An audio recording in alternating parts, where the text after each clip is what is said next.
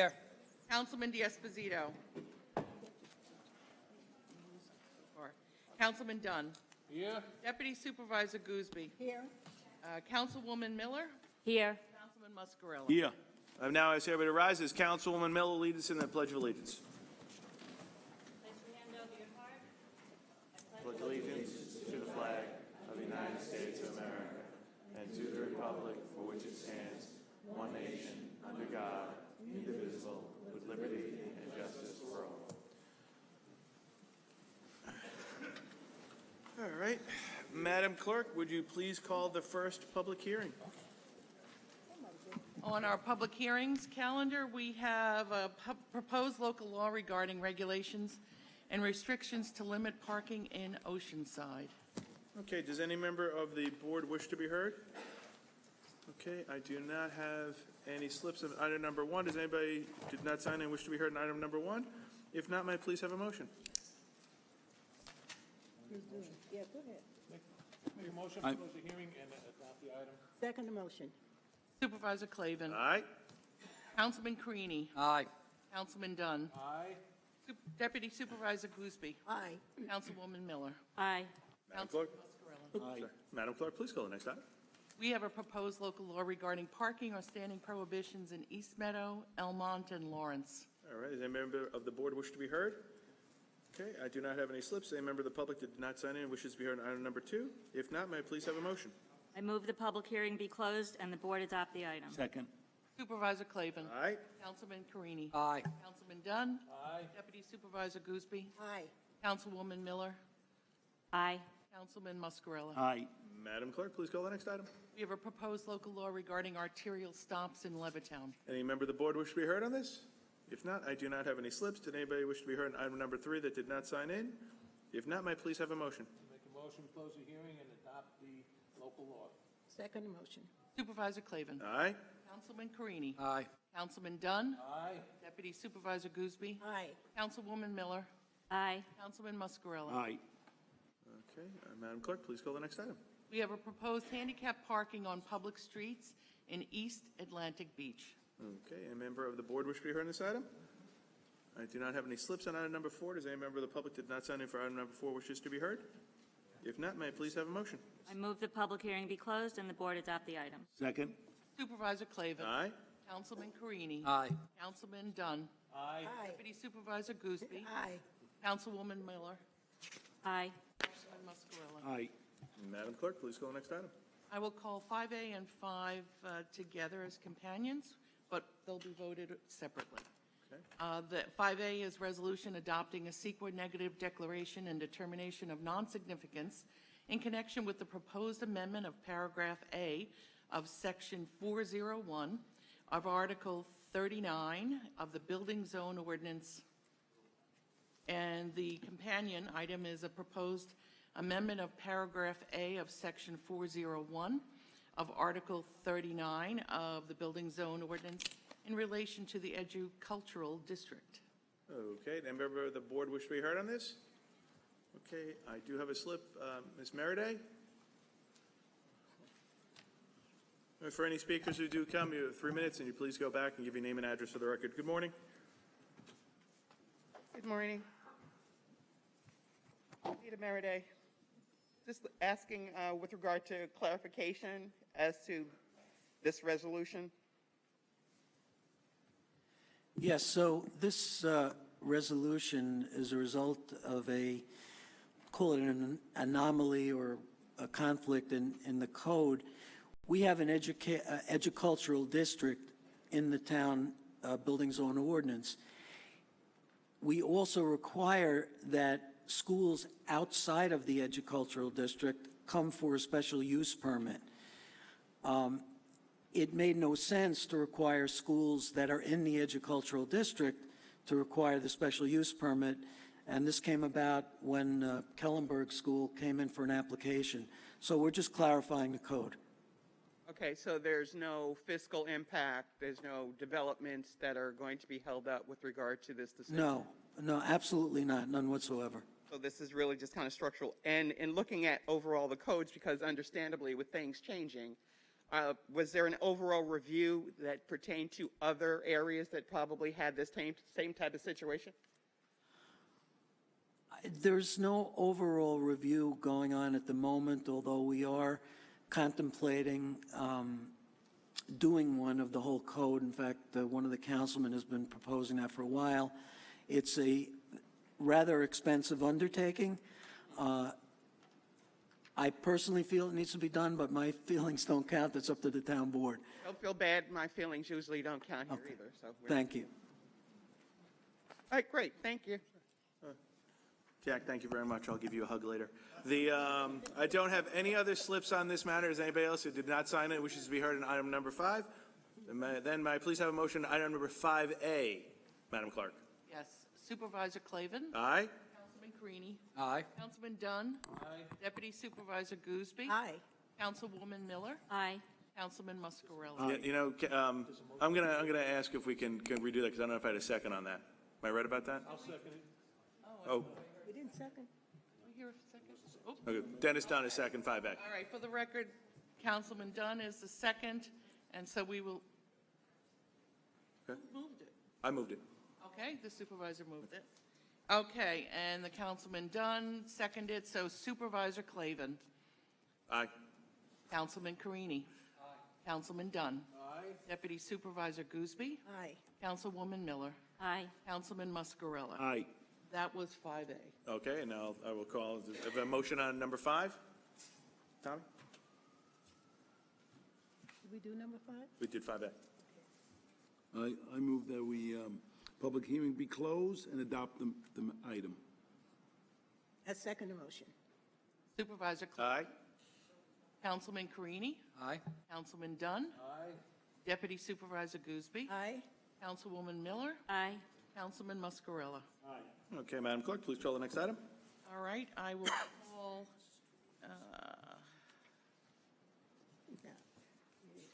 item 6A and 6 as well, although they will also be separate votes. Separate votes called together, though. Okay. 6A is a resolution adopting a secret negative declaration and determination of non-significance in connection with the proposed amendment of sections 424, 425, 426, 431.1, and 431.2 of Article 42 Baldwin Mixed Use Zoning Overlay District BMX of the Building Zone Ordinance in relation to the Educultural District.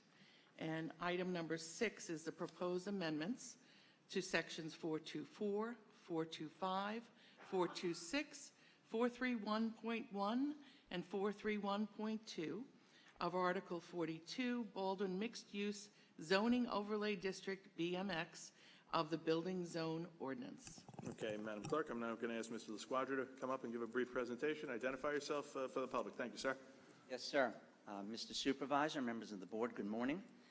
Good morning to all those present as well, including those from the Baldwin community. Stephen LaSquadra, Special Counsel to the town, working on this matter. This, Mr. Supervisor and members of the board, represents a fundamental change to a code that the town board inherited and recognized had some significant flaws to it that were created in the past before folks here had anything to do with what is contained in that code. Flaws were procedural and structural, and quite frankly did not work in the best interest of the community. So the board, recognizing that, directed that the code be enhanced, looking to make a code that was streamlined, more transparent, more accountable, and really would be a model of its kind on Long Island or actually throughout the state. That's what the town board has accomplished by way of this proposed resolution and legislation. The BMX district had a code that did not take into account particular impacts of projects and was not compliant with SECRA. And so we all know, and as we've discussed in the past, that's an inherent problem. The board recognized that. This code changes that. Impacts that would affect the community, which is something very fundamental, very important to the board, so that the board will have accountability and there'll be transparency as to what will happen in the community. The board has changed that so that project-specific impacts now can be considered, and they will be looked at with a hard look on a project-by-project basis. That is provided for now. That was not provided for in the past. Similarly, the town board will have ultimate accountability, which is what the town board wants. The buck will stop with the town board, and it will not be passed to an unelected board or a board that even in the past, under the prior code, was not particularly defined. So as an example, there is still a design review board. That was important to the community that that element be kept in place, but now that design review board will be enhanced. So there'll be a diversity of backgrounds and expertises. It goes from 3 to 5. There will be an architect, a representative of the engineering department, highway, town board, as well as someone very familiar with the town's site plan review process. All of that was not provided for in the prior code. Now that is there, and that board will then recommend to the town board, with ultimate decision-making resting in the town board. The DRB, of course, and I know this is important to community members who have spoken, will apply the intent and the processes and the goals set forth in the code itself to their analysis of the particular project that comes forward. But of course, then the town board will apply all of that and consider everything in the best interests of the community. So there will be more transparency, more openness, and of course, more accountability. There will be notifications, so the community will know when applications are being made. And the community then, having received notification and requesting it affirmatively, which the town will respond to, then can participate in the process, monitor the process. And that is important to the community, we know, because the community wants to hold prospective developers accountable. And now they will see that there is a set timeline and a roadmap. All of the processes here, Mr. Supervisor, all of the timelines are ambitious. The town board is creating great accountability not just in how people must act transparently, but also in being expeditious in the process. So that all will be accounted for here as well. This is a very efficient code. There are strict timelines. Everybody must adhere to them. SECRA will be complied with, and everything here will be examined on a project-by-project basis, again, with the town board applying the intent of the code and the wishes of the community to meet the best goals that are brought forth by a particular project. That's my overview. If there's any other questions that you may have or anything else you would like me to add, I'd be very happy to do so. Thank you, Mr. LaSquadra. I got a couple of residents who checked in. First, do any member of the board have any questions? Okay, like I said, just hang on for a little bit. First, we'll start with Ms. Meriday.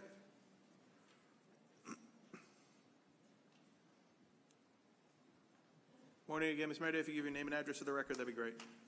Good morning, Mita Meriday. Just a few concerns with regard to the brief presentation and just the disappointment in considering that the restructuring of the Baldwin community encompassed now 3 members of this panel who represent the hamlet of Baldwin, and not hearing anything from any of those representatives with regard to this very important scenario. Everybody can't run to the town board and see the mimeographed notice about this discussion and this vital scenario being presented here. When I hear the word transparent before this body, it's very, how shall I say, disingenuous, because the transparency is lacking as far as the information and the output, considering a couple of months ago, this very board was willing to just, sequester the $10 million that was hard fought by the community. And now, because more people made noise, Newsday actually did an extensive cover story and investigative reporting. Then it becomes another issue that we're all in this together. So I am trying to remain hopeful, because those of us who live in Baldwin, who have to go to other communities to get resources and services, but we still pay taxes, want to hold on to the thought that we're going to have some say in what's going to happen in our community as we're watching a federally funded, county-monitored complete streets project that will have to be redug when any project that's going to take place in that region is going to happen, they're going to need a whole different set of driveways, paving, and things of that nature. So it's kind of like when you see waste in the making, you get very concerned because, again, the high taxes, people leaving in droves. So if we want to talk about transparency, we want to talk about communication, we want to talk about involvement of the community, let's be sincere and let's be proactive. So we don't have to take time out for maybe 1, 2, 3 jobs, caregiving, childcare to come here to try to get answers and then have more people who are representing us not even look us in the eye. You may be playing computer games up there. I don't know, because I can't see half the eyes of most of you sitting there. And then to say that the DRB is going to have some input, but it's still under the auspices of the town board.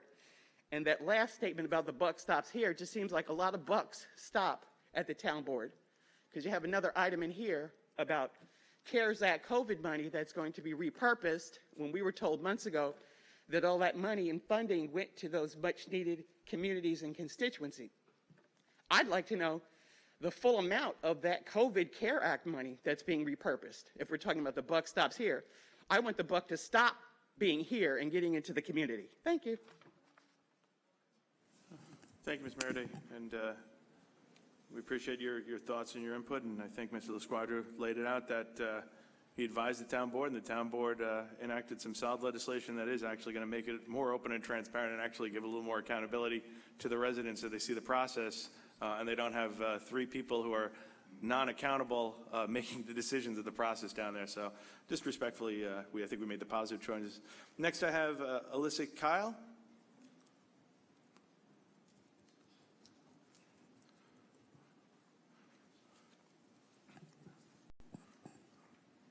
Morning, Ms. Kyle, if you give your name and address for the record.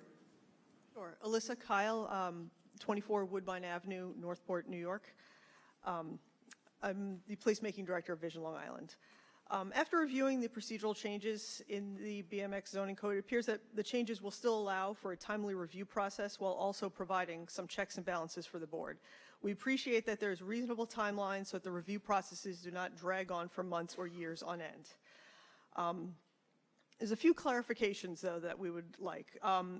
Regarding the secret review thresholds, if I'm reading this correctly, it appears that any project where it has a 10% or more increase has to put $5,000 in escrow so that the town can hire a consultant to determine if the project requires further secret review, is my understanding from reading it. What determines these thresholds of whether or not there's further review? Will the previously completed GEIS process, meeting those thresholds, will it be subjected to the same level of review as if that process had not been completed? It was our understanding that the GEIS process would make it easier and quicker to approve projects falling within those parameters that were studied, and those that exceed those thresholds would already require further review. If all projects are going to need to undergo the same review process, it appears that it would favor larger projects by larger developers that are better able to absorb these additional costs, and discourage smaller projects by smaller and more local developers that may not have budget or timeline to allow for this and may be proposing more modest scale projects. One of our main concerns is the change in the makeup of the design review committee, but more importantly, the apparent diminished role in the conformance to the adopted design guidelines as part of the approval process, as well as the public notification. The code was not established just to make projects happen more quickly, but also to ensure that they're built high quality and enhance the pedestrian realm and not simply just increasing density. It is understood that the town board would want to be in the loop on review these projects, but they shouldn't be approved just based on political reasons. They should be approved based on their merit and suitability to the area, which would be based on these design guidelines. They were the ones that were approved. They were not overly prescriptive or onerous, but rather base level of best practices to ensure that the new buildings built will play well with their neighbors. And though I know Mr. LaSquadra had mentioned that there is a notification process to the community, I didn't really see how that was written in. So we're just a little concerned that instead of a public notification with signage and newspaper notifications, switching the notification to the town board could potentially leave the community out of the loop. The community should have input earlier in the process rather than at the end, and that to minimize conflict and help ensure that it's the best project possible. And that communication between the developer, town hall, and community should be as open and as early as possible. And I appreciate, Ms. LaSquadra, if you want to address a couple of those, but some of the factors that actually came into a big focus of ours was actually the feedback and the outreach to the community to keep them in the process. Also, some people, think, that the Grand Avenue is a county road. The prior administration had their own vision of calming of Grand Avenue. As you know, there are some significant projects, and then there is some smaller projects that, are going to move along. We will keep the county in the loop, but when it comes to the county's previous design, I expressed my concerns to them about the county and the calming effect and if that roadway was going to work. But if you could talk about the fact, on the notification of the public, because rightfully so in particular, that was something we were very focused on. I think there were two basic points or two fundamental points that I think I take and that I can address. One is with respect to SECRA. The SECRA process that's established in the new code is not designed to be onerous. And I think it's very clear, and objectively anybody would say looking at it, that it's actually designed to be very expeditious. It's going to be a fast process. But it still does take into account that with any particular project, there has to be a project-by-project specific review of impacts from that project. In other words, previously we know there was a generic environmental impact statement that spoke about generic or conceptual impacts for an area as a whole. But with respect to any project that comes forward, and any project is always going to have its own particular merits, its own particular facts and circumstances, and maybe even will have different iterations of the same project before it gets before the town. And at that point, there will be a project-specific review of the impacts that are particular to that project. That's what's required. That's what the town wants. Quite frankly, that's what the residents and the community need and deserve. So that will be taken into account, but it will not hold up the process because it's designed taking into account, as was mentioned, work that was done previously, that can be incorporated. We can focus in rather a laser-like way on what needs to be done or considered with this project, and then move forward with an aggressive timeline. So that would be the first point. The second would be notification. I think it's very clear. It is in the proposed legislation. And it's something that I've had the opportunity, with the board's consent, to speak to the community about. And so we've made clear that the Baldwin Civic has participated in this process. And I appreciate Mr. Ward and others here who have lent their input. There will be notification. Everybody who wishes to be aware of a project will be aware of it. They'll know of every step along the way. They'll be aware of the timelines and the deadlines, if you will. So there'll be accountability for developers, for the town, for the community as well. So everybody can track what is happening, and that's provided for very clearly. So I think that is actually a very important aspect of this legislation. And Ms. Kell, the other thing is I do want to stress to you that we did communicate with our partners in the state who want to make the investment on it, and we've kept them up to date on what we're doing, and we've only actually received positive feedback. They were very understanding of what we wanted to do here, and we're working with them. And like I said, we've gotten some great feedback from the residents, and when they've asked for a couple things, we've modified, because that's part of it. But we appreciate it, and I appreciate your thoughts on it, and of course we'll keep you in the loop as well. It's an important area and important developments. Thank you very much. Thank you. Next I have Bonnie Garone.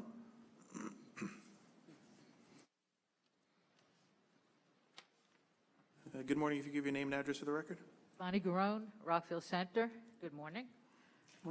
I am not going to address any of the substantive aspects of this proposed legislation because I think the residents of Baldwin know what they need and what they want for their community, and they have and will continue, I'm confident, to let you know that.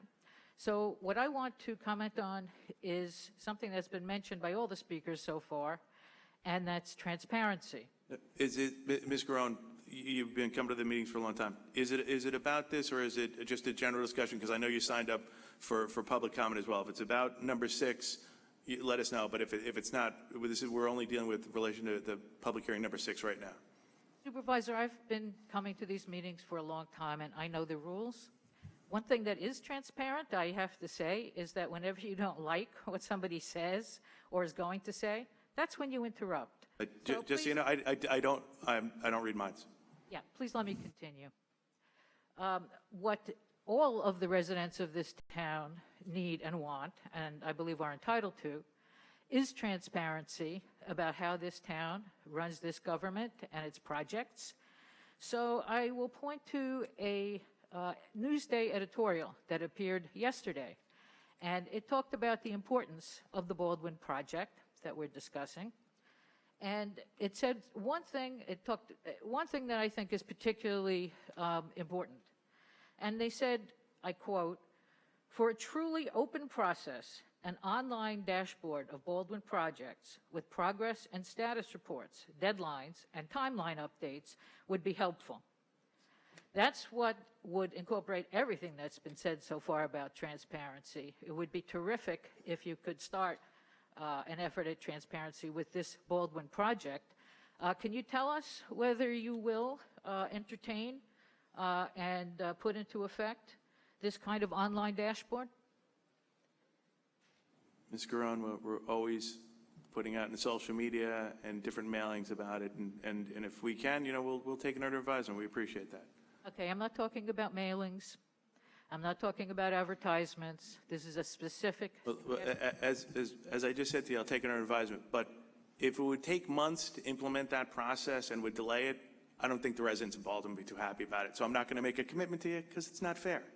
Okay, that's fair. But if you have a highly paid staff in your IT department, which you clearly do, and you have numerous IT consultants, having this kind of timeline, which many municipalities have for many different purposes, should not in the town of Hempstead be an undertaking that would take months.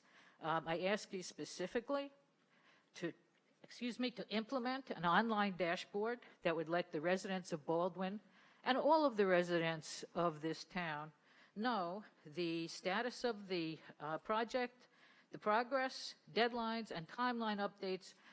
One click on the website, one page on the website would add tremendous transparency, and I ask you to do that. Thank you. Okay, thank you, Ms. Cron, for your ideas. And I do want to let you know, I do echo your part about transparency.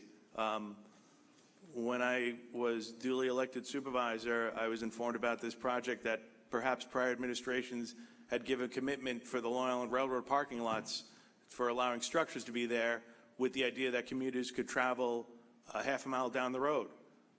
A lot of the residents didn't know about that. It wasn't something out there. So I'm big on letting the residents in Baldwin know what's being built or potentially going to be built, and being open and transparent. That's why I appreciate your comments, and I think that, no, thank you, Ms. Crone, and I do appreciate Mr. LaSquadro putting that in, no, I do, putting it in there.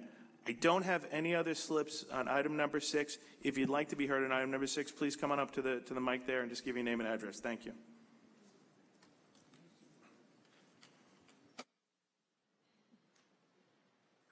I apologize. We thought this was item number 10. Yeah, that's okay. Just give your name and address. That'd be great. Karen Montalbano, Baldwin. First, I want to thank Councilman Carini's office for sending the BCA the requested combined document with the changes. It was very helpful. I am with the BCA. I am the government liaison. I have reviewed the document closely. There are a few items I would like clarification on. First, in line 426B, the line, "The ultimate approval of projects will be judged in accordance with these design guidelines." That has been completely removed. So my question is, what basis will the projects be judged? Now, should I give you my 3 questions, or should I stop the clock and wait for each one to be answered? Mr. Squad, would you like all 3? You want to address that right now? Okay.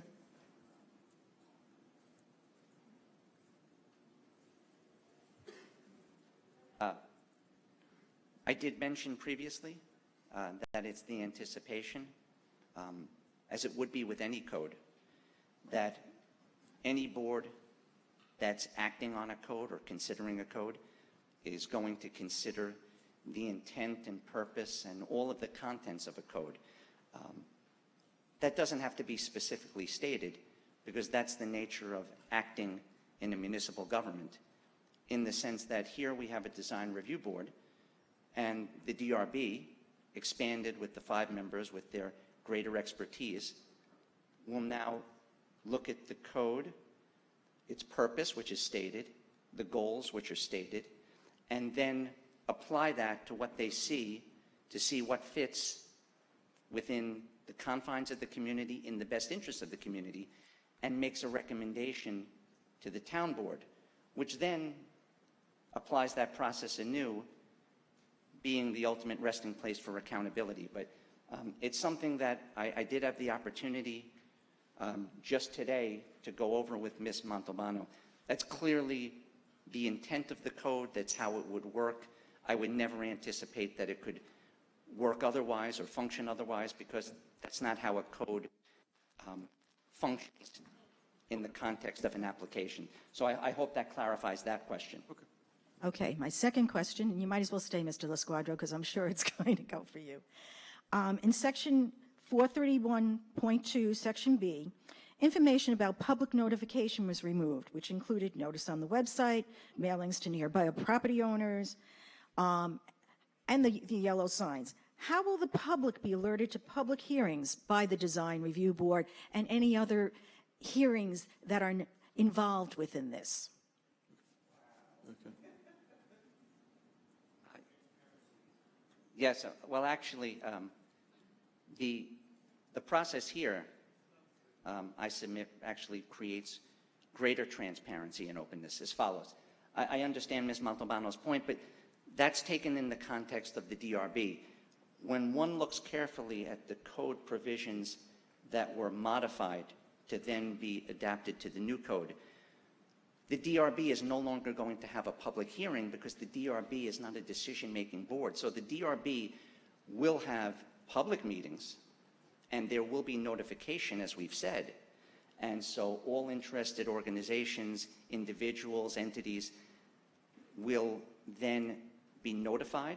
They'll be told how the process is working, what the deadlines are, when the DRB will meet, when the town board will meet, when developers will be on the clock to do what they're required to do pursuant to the code. Which is also going to be notification. Yes. And letting residents and the community know about when there's going to be a potential hearing on it. Correct. But then, in addition to all of that, what's changed is what Ms. Montalbano perceived, and I think it's just a question of not understanding where one thing moved to another part in the code, whereas now the DRB will have public meetings and there'll be notification. The public notice aspect of any hearing is now going to shift to the town board. So there will be notification in all of the usual and complete manner that's required for the town board when the town board has its public hearing with respect to a project. And that's going to follow the DRB meetings, which again will be public.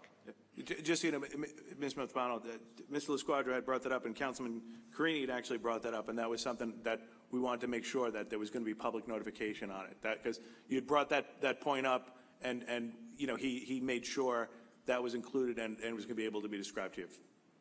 Okay, now on to the timeline. Once this passes, when can we expect the appointment of the Design Review Board? You might see it sooner than you know. Like I said, I would imagine when decisions made, I would imagine in the next calendar or maybe even quicker, you'll see the appointment of the board. I do feel that, you know, we're getting the feedback of the residents, we're very comfortable in the changes, and we would like to proceed. Okay, and also I was curious, will the paperwork that has to go to the state, county, and town be submitted simultaneously as part of a project of moving this along quickly? The squadron? It was, just to repeat that if you could. It's Will all the paperwork that is submitted to the state, county, and town be submitted simultaneously? So there would be a movement that would make it quicker and expedite the process. Well, my answer to that would be, that's what I would anticipate. But quite frankly, that rests with the applicant or the developer. And one of the things I think that's going to come from the notification process, which again, as the supervisor mentioned, was something that Councilman Carini particularly stressed with me, that we need this notification procedure so that the Baldwin community knows what's happening every step of the way. Now that the community will know, well then the community also can hold the developer accountable and ask questions and say, have you applied to the multiple jurisdictions that you need to? Can I ask that in paperwork, et cetera, that it might be suggested to the developers so that they have the idea that they can apply this simultaneously? Yep. That might be a change that might be very good. We can bring that up to developers when they're doing the submissions. Okay. Okay? All right. Thanks. Thanks, Ms. Valvano. Thanks for working with us. Next, I think I saw Mr. Ward. How are you? If you go to the back, give your name and address, that'd be great. Darian Ward, Baldwin. Good morning, everyone. Morning. Thanks to the, I want to first thank the efforts of the Town of Hempstead Board and the outside counsel, Steve Lasquato, in particular, for his efforts at this time to address the BCA's concerns in the new amendments with the Town Board.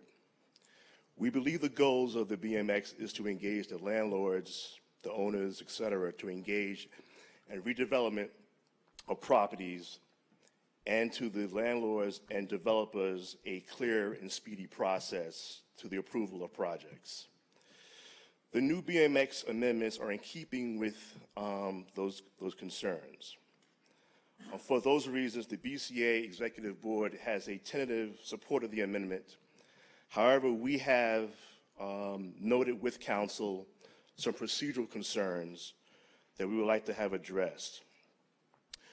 We look forward to the assurance of the public notifications and the usage of the generic CEQA to allow many of the projects to pass under the generic CEQA, and for a limited number of those to go through an additional CEQA scrutiny.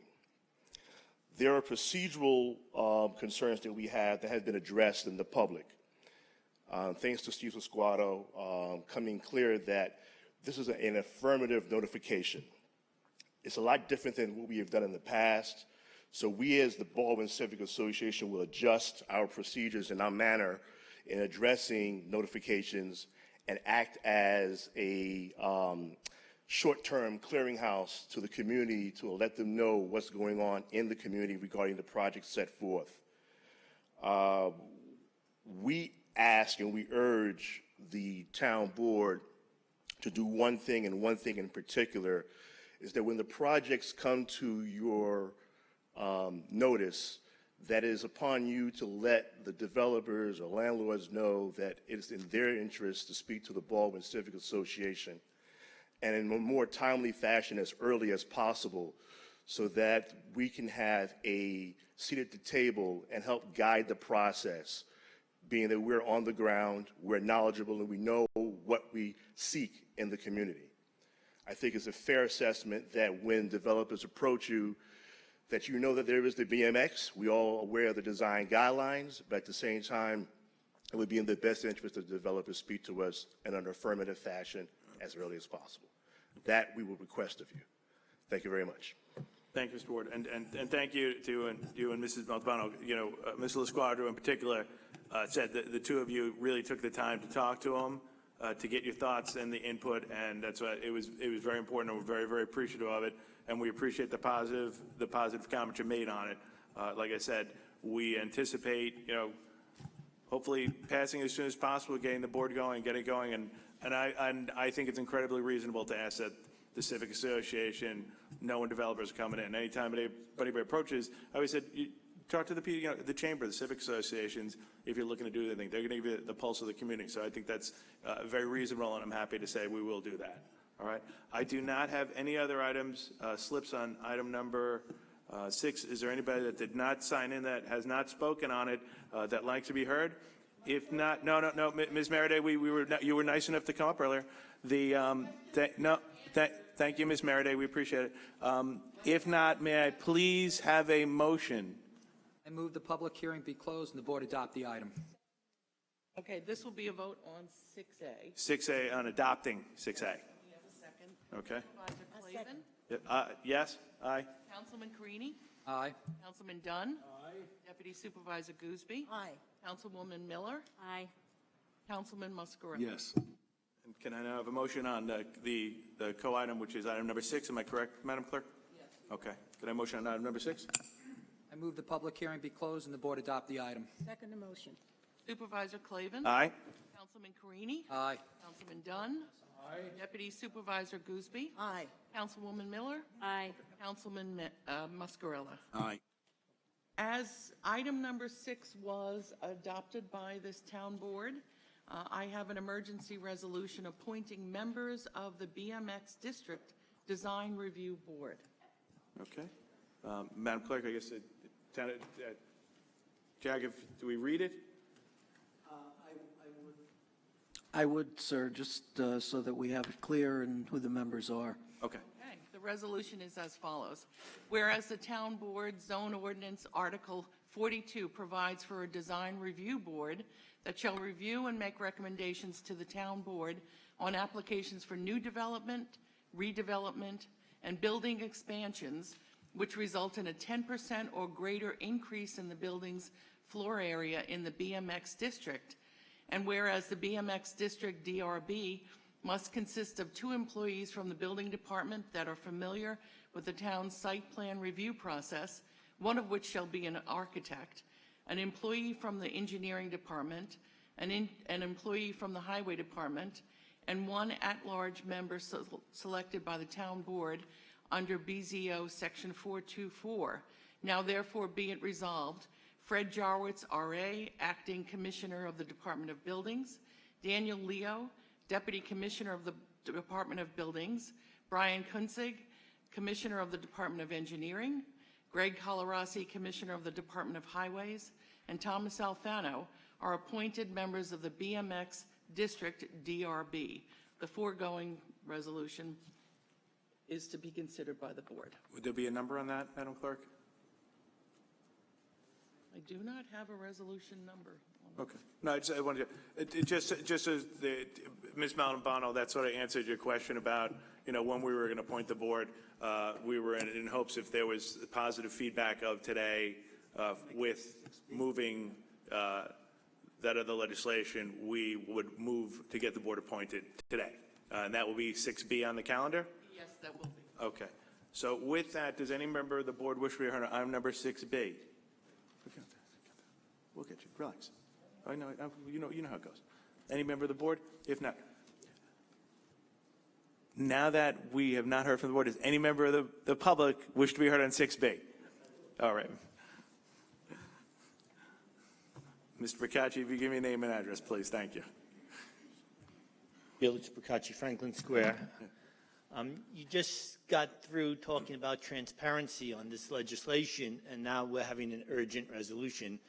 I think it would have been fairer to the Baldwin members if you had notified them of who the people you were choosing so they could have done their research before they came to this meeting. Okay. I'm sure you didn't choose these members this morning. I'm sure it's not an urgent resolution in that respect. I'm sure you have to think this over a little bit. So I'm not sure why this wasn't on the calendar Friday.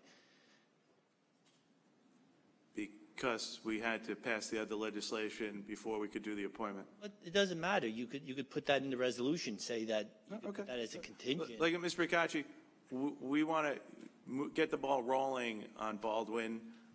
These are individuals who are acting commissioner, an engineer, another employee of it. We're just moving it forward. If you have a problem with it, that's okay. I just have the question: if this is really not this is not bricks and mortar. This is just paperwork. If your position, putting this on the calendar. Are you opposed to us doing the appointment of these members today?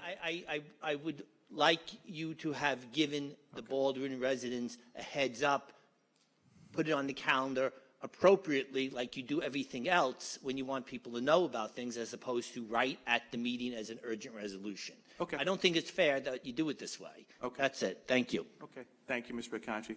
Anybody else who heard? Mrs. Montalbano? I raised my hand. Oh, I'm sorry, Ms. Montalbano. I'm sorry. Hold on, Ms. Montalbano. Okay. If you gave me an address for the record. Am I gonna have, my escort is ready? Meet J. Merriday Baldwin. As I said earlier, when we talk about the buck stops here, this is a perfect example of what is going to happen. So if Baldwin residents who are listening or sitting in the room think that this is going to be a kumbaya moment and we're all working together, this tells you right now. I have fundamentally nothing against those who are named, aside from the fact that I don't believe there's representation, not just from the title standpoint, because there's lack of gender representation in the town to begin with. So it would be difficult to appoint even a female commissioner when you have so few female commissioners who probably have the credentials to be a part of this. Not to mention, I don't believe there is a person of color.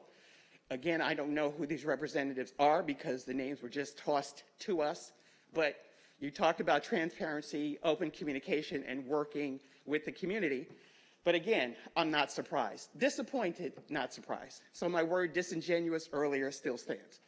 So I'm just concerned again, and I'm hoping that whoever's listening or watching, particularly from Baldwin or any other community that has potential projects and are sitting on their $10 million that is depreciating rapidly, steps up to the plate, because next stop will be you. My concern, again, has to do with the lack of full outreach. You talk about an online portal, which is brought up, by Bonnie, but again, you say, oh yeah, we're reaching out to the community. Again, there are 3 representatives. I was pleasantly surprised to hear that Councilman Carini had reached out to the community, and I commend you for that, and I thank you for that. But there are other 2 that touch on the Baldwin community that the residents who they represent have not heard from. There are other organizations and constituency groups within Baldwin that will be impacted by this who are not getting the information. And the gentleman, the consultant, with all due respect with his presentation when I raised my hand earlier, he didn't answer my question. But I guess because the supervisor did not want to hear from me anymore and my 3 minutes were up, he dismissed me. Not a good move. I don't sit back. I don't stay quiet. So my concern, again, is that this heavy-handed manipulation of the situation is going to be a continuing process, and if residents don't step up and speak up, then they just sit back and take whatever comes their way. Thank you. And lastly, I do want to know what the consultant was paid, where that budget is coming from, and what is the total amount that's currently left in that initial $10 million, because no one seems to tell me that.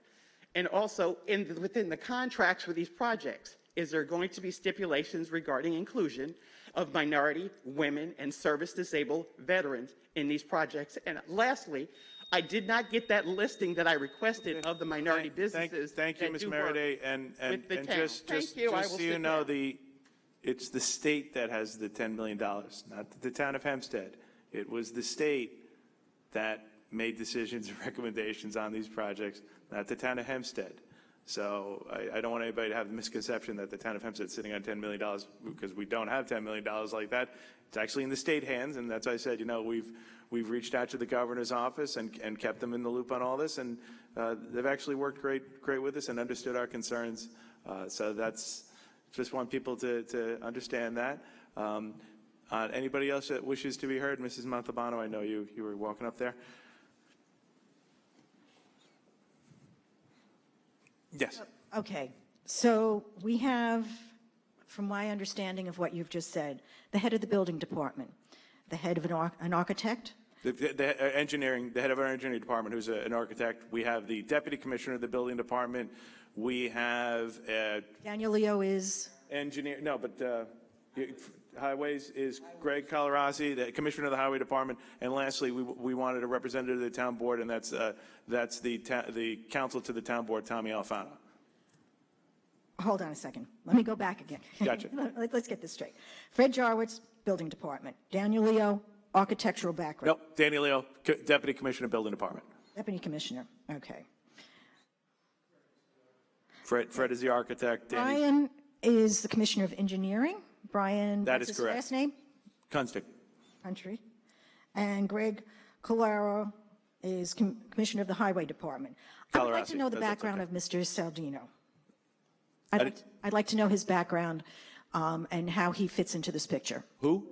The last one, Tom? Alfano, there was one, the town board wanted a representative appointed from the town board. Tom Alfano was a decade-long, if not decade and a half, serving New York State Assemblyman who represented the Franklin Square Elmont. He was a respected attorney in the private practice, and he's now counsel to the town board. Okay. All right, so he is counsel to the town board, and he will be reporting to all of that. Okay. Thank you.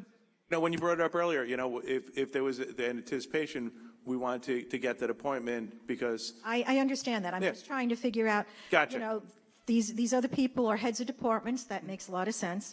But this person's name was not known to me or known to us, and we would like to know how he fits into the picture. Gotcha. Thank you. Okay. Anybody else wish to be heard on this one? If not, may I please have a motion on this? This was, again, item 6B.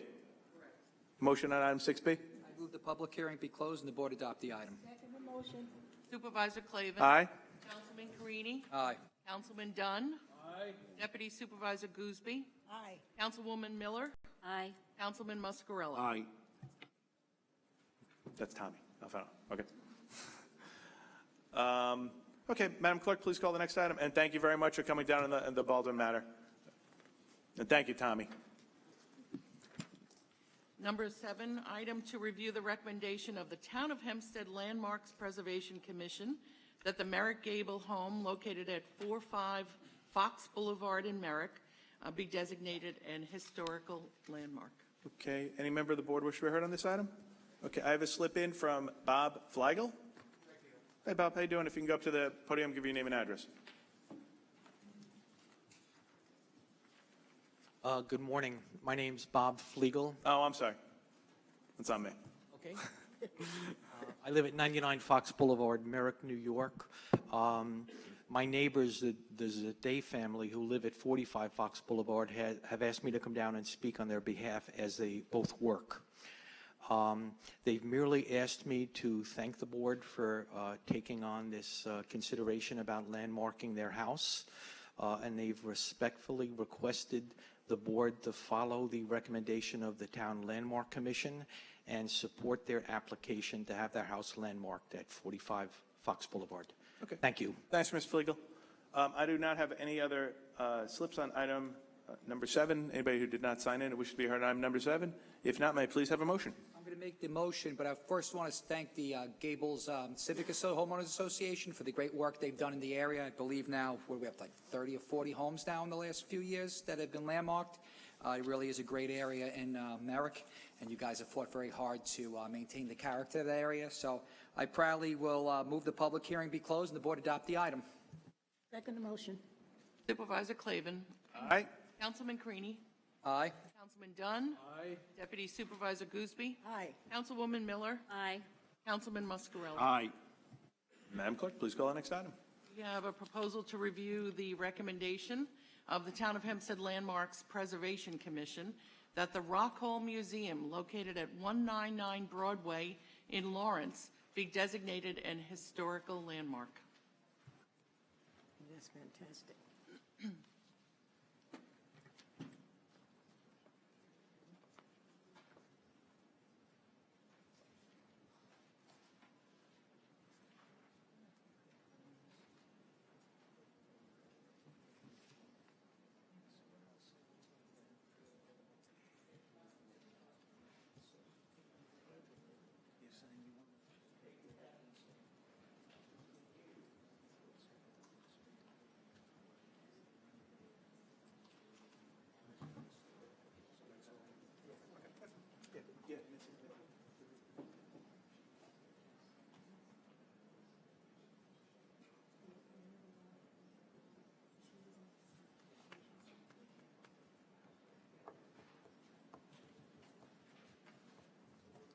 Madam Clerk, Town Board, I'm going to ask that we table this matter.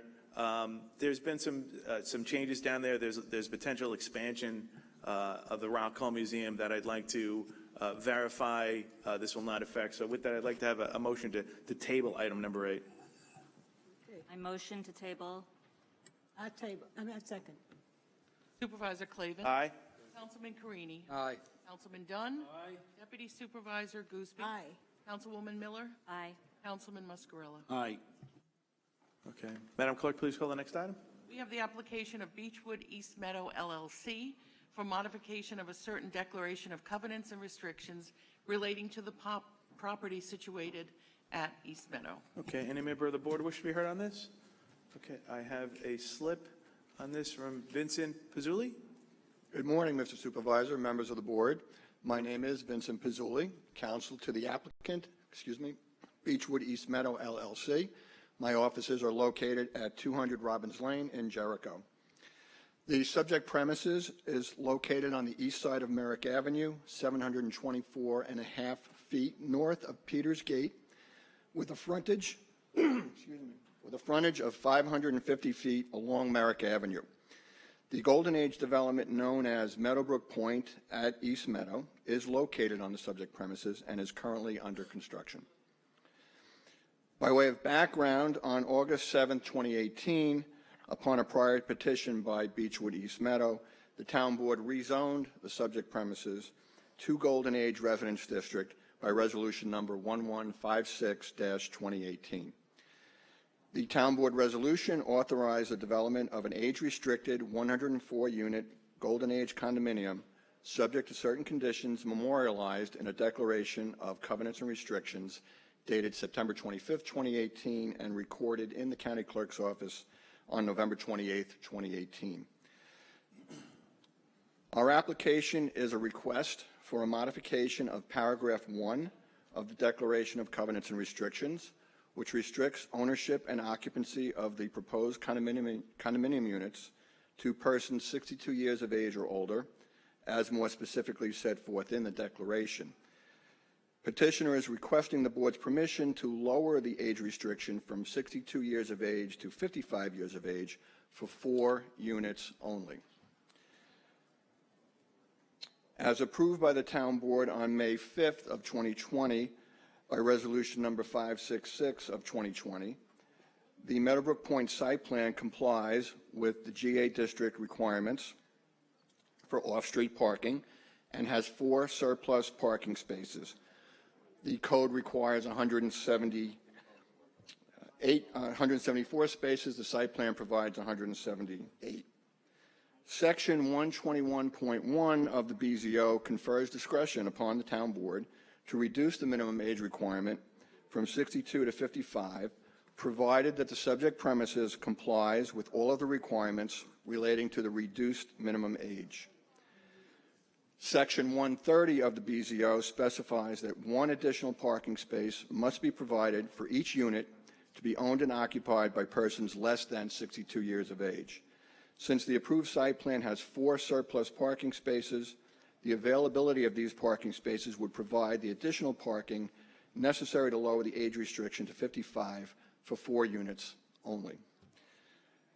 In conclusion, based upon the foregoing, petitioner is respectfully requesting the Town Board to exercise its discretion pursuant to Section 121.1 and modify the declaration to permit the ownership and occupancy of 4 units by persons 55 years of age or older. The approved site plan fully complies with all of the requirements of the GA district, and the approved Golden Age development will continue to comply with all of the conditions of approval set forth in the declaration. That concludes my presentation, Supervisor. Thanks, Mr. Pizzulli. Any member of the board have any questions? I do, Mr. Supervisor. Okay. I'm glad to see that the inspection by the building department on July 11th revealed no violations. I was also happy to see the Nassau County Planning Commission reports no objections or modifications to the plan. I believe the plan is to take those 4 units and make it 55 rather than 62. Is that correct? That is correct. And you do have the adequate parking for it? Yes, they do, sir. And you have the empty nest, meaning that there's not going to be children going to the local schools. It's not going to have an impact on the school district? That condition does not change, sir. Whether you're 62 or 55, you must be an empty nester, no school-age children.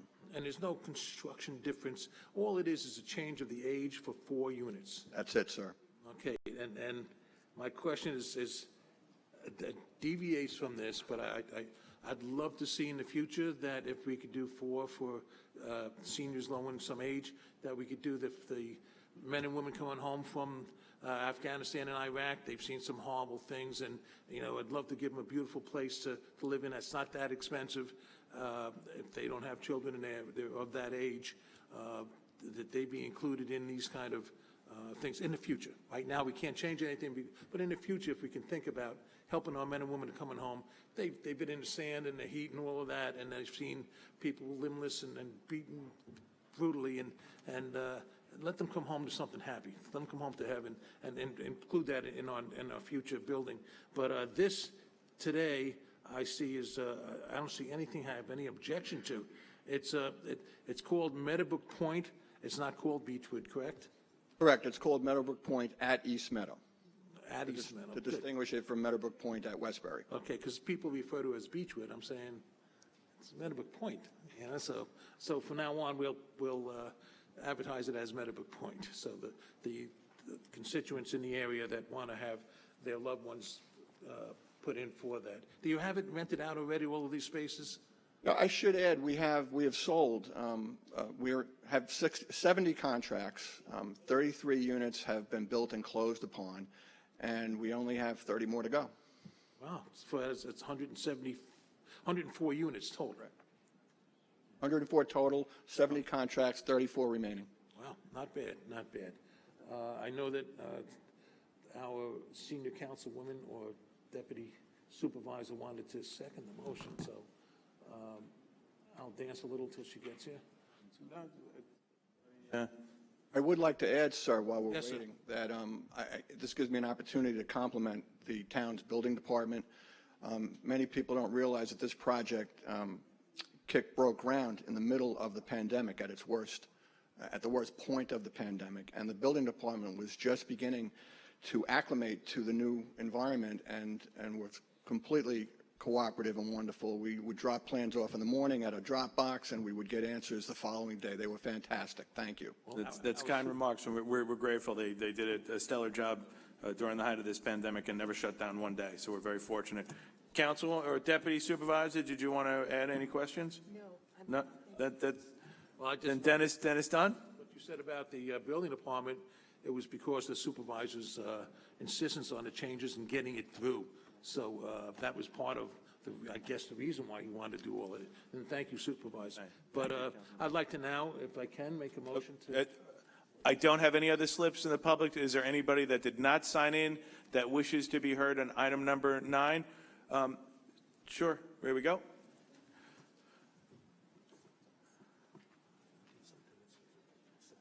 Good morning. If you just give your name and address to the record. Patty Harris, Uniondale.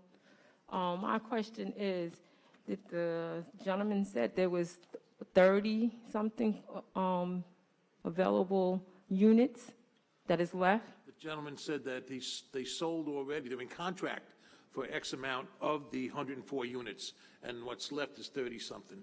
So why is just a particular of number 4 for 55? What was the, well, ask the gentleman who represents Beechwood or Meadowbrook Point, whichever you want to call it. Just to clarify, that the site plan has 4 extra parking spaces. And by code in the town of Hempstead, 1 additional parking space is necessary for any unit that is allocated to a person who's 55 instead of 62. So we have 4 extra parking spaces, which would, with the town board's approval, permit us to sell 4 units to persons age 55 instead of 62. It has nothing to do with the sale or the number of units available. Are they already sold? 70 units are sold. There are 34 units unsold. 5 ones are already sold? No. No. Thank you. Ms. Merida, I thought I saw your hand there. Morning. Good morning. Okay. Mita Meriday. I think Ms. Harris brought up a point, but it's still, I just want to concur along with Councilman Dunn that we continue to see these housing projects kind of popping up that are least affordable for the residents, that are here, or we have seniors or veteran families that want to move out of their home and move into that type of facility, and they're just not able to do that. I'm also curious about the promotion of those 4 units, and also the overall composition of the units themselves. Since I don't believe, even though they were within the Golden Age arena, my understanding was that this particular type of housing would be more amenable and affordable for our seniors and or veterans and returning veterans, or our young adults who don't have children as yet but want to stay on Long Island and have something of that nature, that type of housing. So I think I just need some clarification with regard to, again, the dynamic of this choice for the 4 units. What is the outreach? How those 4 units are going to be promoted? Is there going to be a broad reach to the community to at least give them an opportunity to maybe see what the units look like and maybe pursue one of the other units that are seem to be a plethora in the building in that region, even though we're still trying to fight to get something other than a 99-cent store in Baldwin. So that's kind of what my question is as it pertains to this. I think I'm not against this particular resolution, but again, I think that if we're talking all of this about what we want to do to support keeping residents here, support our veteran population, which is one of the largest in the country in this region, we need to do more than just talk about it. We have to be about it. So that's, again, I just need clarity with regard to the selection of the 4 units, how that is going to be promoted to the general public, to see about making sure that there's some kind of diversity. And I'm speaking, I guess, to the elected officials as far as them broadening their scope when these development projects come to the table, to ask them specifically about the inclusion aspect, the affordability, the diversity, and the outreach. Thank you. Okay, thank you, Mr. Pizzulli. If you want to address anything on the advertising or any of the points. I don't want anyone to misunderstand. These 4 units that are being made available to persons that are age 55 instead of 62 come under the same set of conditions that the town board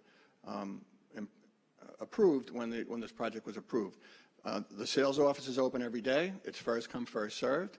If you're 55 years of age and older and you are an empty nester and you qualify and you get there on time, then you will have a shot at buying a condominium unit. So that's really all it's about. And I do and concur with Councilman Dunn's sentiments. I think that would be a wonderful initiative to embrace other groups for future projects. But this one is almost done. So thank you. Okay.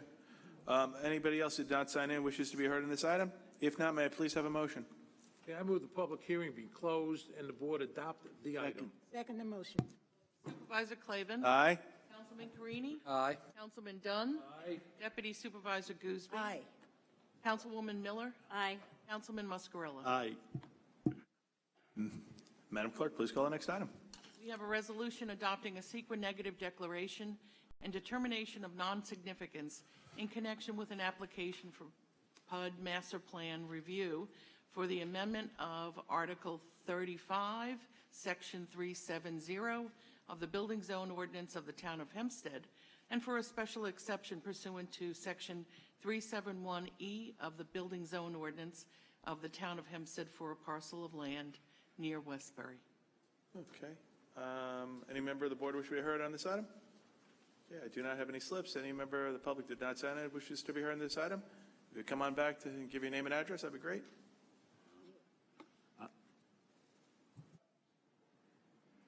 Good morning, James B. Jacobs, Uniondale. I just want clarification of the master plan of parcel land location, because I think it says north of Westbury, but I'm trying to figure what's the location of the area where it's next to. That property, I believe, is right off Post Avenue, just before Old Country Road. I see the attorney here, Mr. Benesso, but that's the property, right, Bill? It's off of Merrick. Well, Post and Merrick, yes. Mr. Vanessa, if you could identify to him where the property be located and just identify yourself for the hearing. If you can go, you get stuck going to the mic too.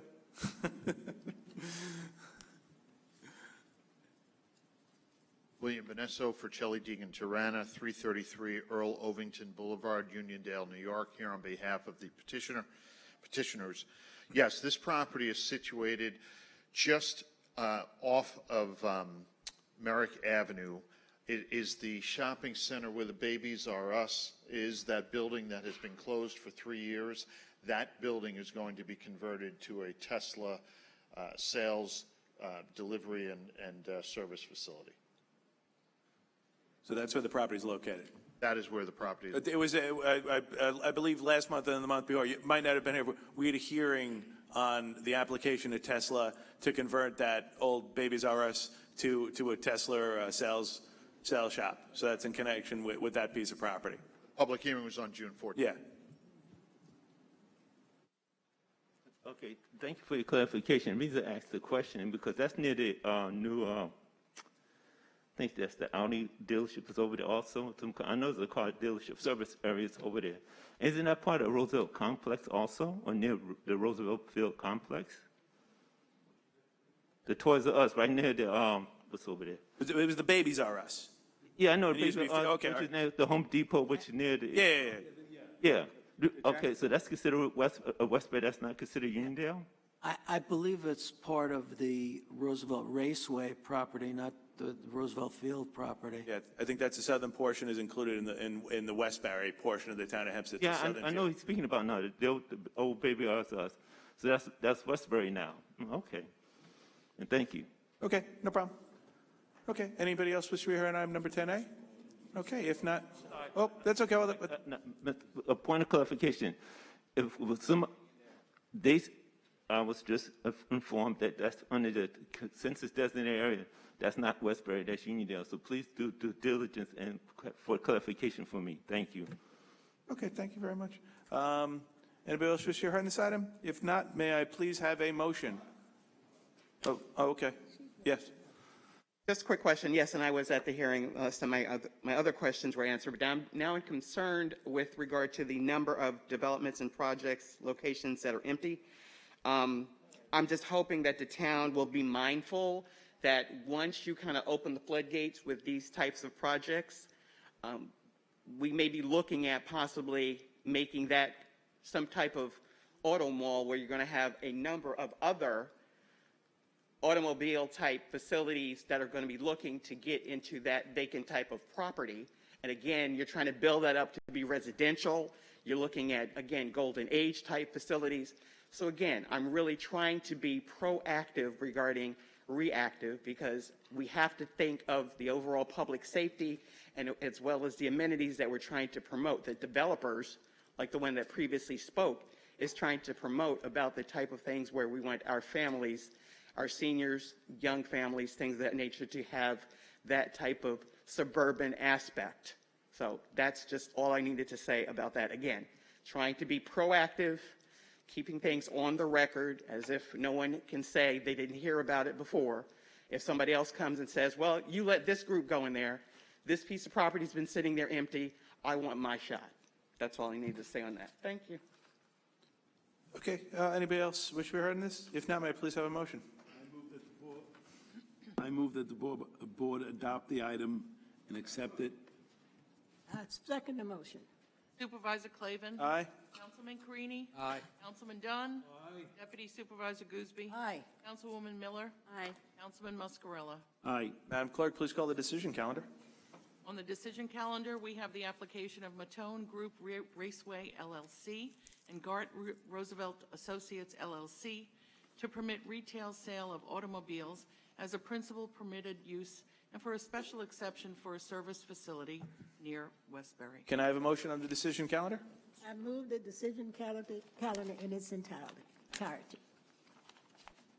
Get a second? Second. Second. Supervisor Clavin. Aye. Councilman Carini. Aye. Councilman Dunn. Aye. Deputy Supervisor Gooseby. Aye. Councilwoman Miller. Aye. Councilman Muscarella. Aye. Well done, Tommy. Madam Clerk, please call the administrative calendar. There are items 11 through 58 on the administrative calendar. I also have one item that is of an emergency or urgent nature. It is entitled Resolution Designating Supervisor's Chief of Staff, the Honorable Jack Libbert, to act as the town attorney. This item will be added to the administrative calendar as item 59. Okay. Do you have any motions by anybody on the town board? Oh, great. Anybody? Want me to motion? No, it's anybody, any town board member have a motion or anything in relation to the town calendar? No. No, wait, hold on for a second. Make sure that he's.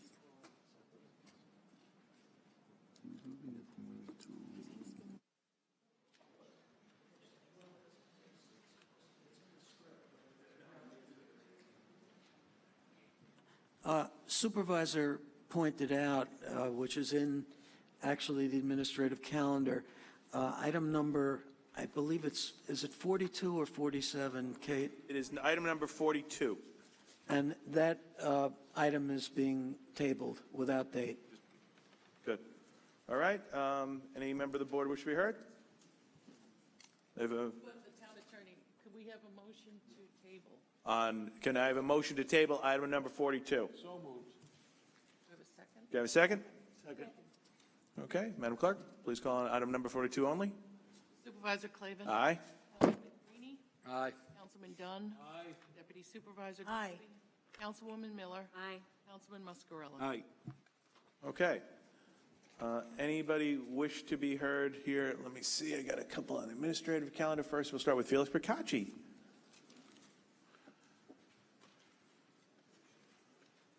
Still good morning, Mr. Procacci. If you can name and address for the record.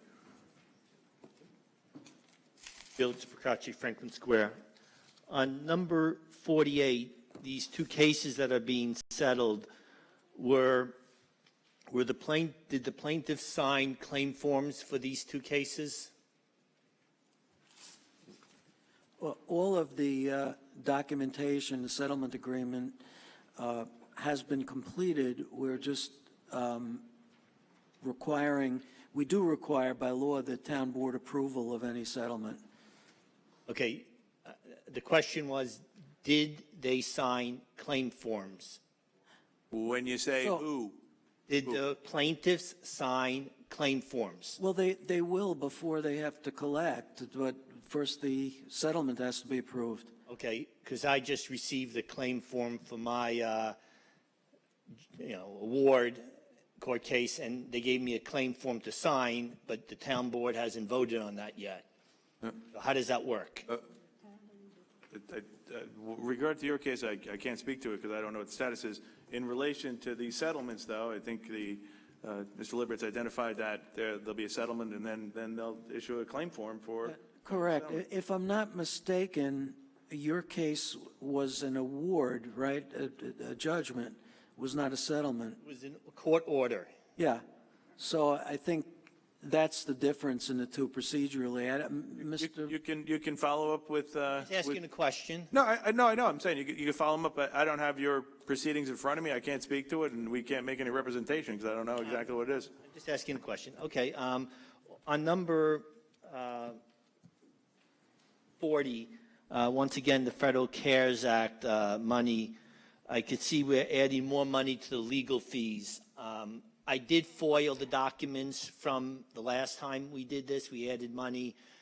And the documentation that was given to me doesn't give any description as to really what the lawyers did, what matter did they give to the town board. It was just a bill. The only thing they gave me was a bill. And once again, if you're going to spend federal CARES money and all you're going to give the public is a bill from the law firm, it doesn't really describe the actual work done. And some of these lawyers are making over $1,000 an hour. The majority of the time is spent on lawyers making over $1,000 an hour. So this is not trivial kind of, $250 an hour legal stuff. This is significant stuff. And I think the public has to understand, why are we spending over $1,000 an hour and we're using federal CARES money to do that? Which I imagine when I foil this will be the same thing. Because I think this money was spent in 2021 and you're just moving it over right now. It's just an accounting thing. Yeah, that was for the attorneys that we secured down in Washington, D.C. to make sure we had compliance with all the spending of the federal funds. I get that, but there's no documentation. The work that they perform doesn't give the public any confidence that we complied with all the laws. It just says, review this, review that, review this, $2,000. That's attorneys' billables. I understand, but they didn't generate any additional paperwork for us? Well, if you ever, I foiled all of it. that's how attorneys do billable hours. But how do you know, but where's the public record as to what they actually did? And how do you? But Mr. Koch, I'm telling you. You're saying there's no record then? No, actually, I never said that. Okay. So you're like throwing words around, dude. Don't do that. Tell Listen, me what it is. I'm explaining to you how it goes. That when you do billable hours as an attorney in the outside world, you know what? You write down what you're working on, and then you keep, you know what? And you do a billable hour. Those are billable hours. That's how attorneys do billable hours. That's great. That's. But I'm saying that I know it's great because that's how attorneys do billable hours, and that's a submission for payment of billable hours. That's how government entities get the bills. That's how other insurance entities get the bills, and that's what they submitted. Yeah, you don't have to convince me of that. What I'm asking for is if. Well, I just did. No, because look, if I just go to an attorney to have him write up a contract, I'm going to get the bill that's going to say Felix Procacci's contract, but I'm also going to get the work product, the contract itself. That's what's missing from the FOIL request is the work product, the actual thing. I understand the bill. Okay. You always get a receipt, but where's the product? And there's no product in any of the FOIL requests. Well, like I said, there's no work product. That's the issue. That's your opinion. In some instances, I asked for the records. They didn't come. Mr. Procacci, this is we kind of do the back and forth. Sometimes the work product is if a billables had a conversation with the entities where they're talking to John Master Marino for an hour and a half. That's billable, and you can list it as talking with client, going through them. Like I said, if you have if you're looking for anything in particular, let us know. Those are the documents that were submitted that were given to you. You can of course do a follow-up. I asked for all the records. That's why I should get the work product. But there was no work product at all. It was just billed. No, again, I'm going to disagree with you. Anyway, thank you so much. Always a pleasure. You know that. Next, I have Bonnie Garone.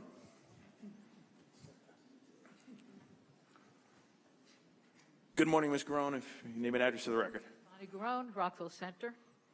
I have some questions about item 25. Item 25 is paying Talkline Network for publicizing information on a town event on December 31st, 2020.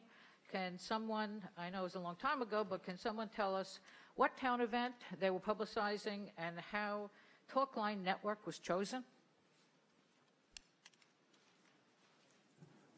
I see scurrying up to the mic is Greg Blower. If you give your name and address for the record. You don't have to give your address, Greg. I'm teasing you. Give your title. Thank you for the opportunity, Board. That was for some radio ads that were in 2020 for the winter concerts that we thought would be beneficial to the residents. And the reason why it's late is somehow the invoice did not get to the town, so we had to follow it up, and that's why it's tardy in being paid and why it's a confirming order. The winter concerts were on December 31st, 2020? It was prior to that. I believe that was when the bill was. I would have to look into a specific date. How were they chosen? Talkline Network, how was it chosen? Oh, it was on a local AM station and an online station. I'd have to go look at the demographics. I don't have that information here right now.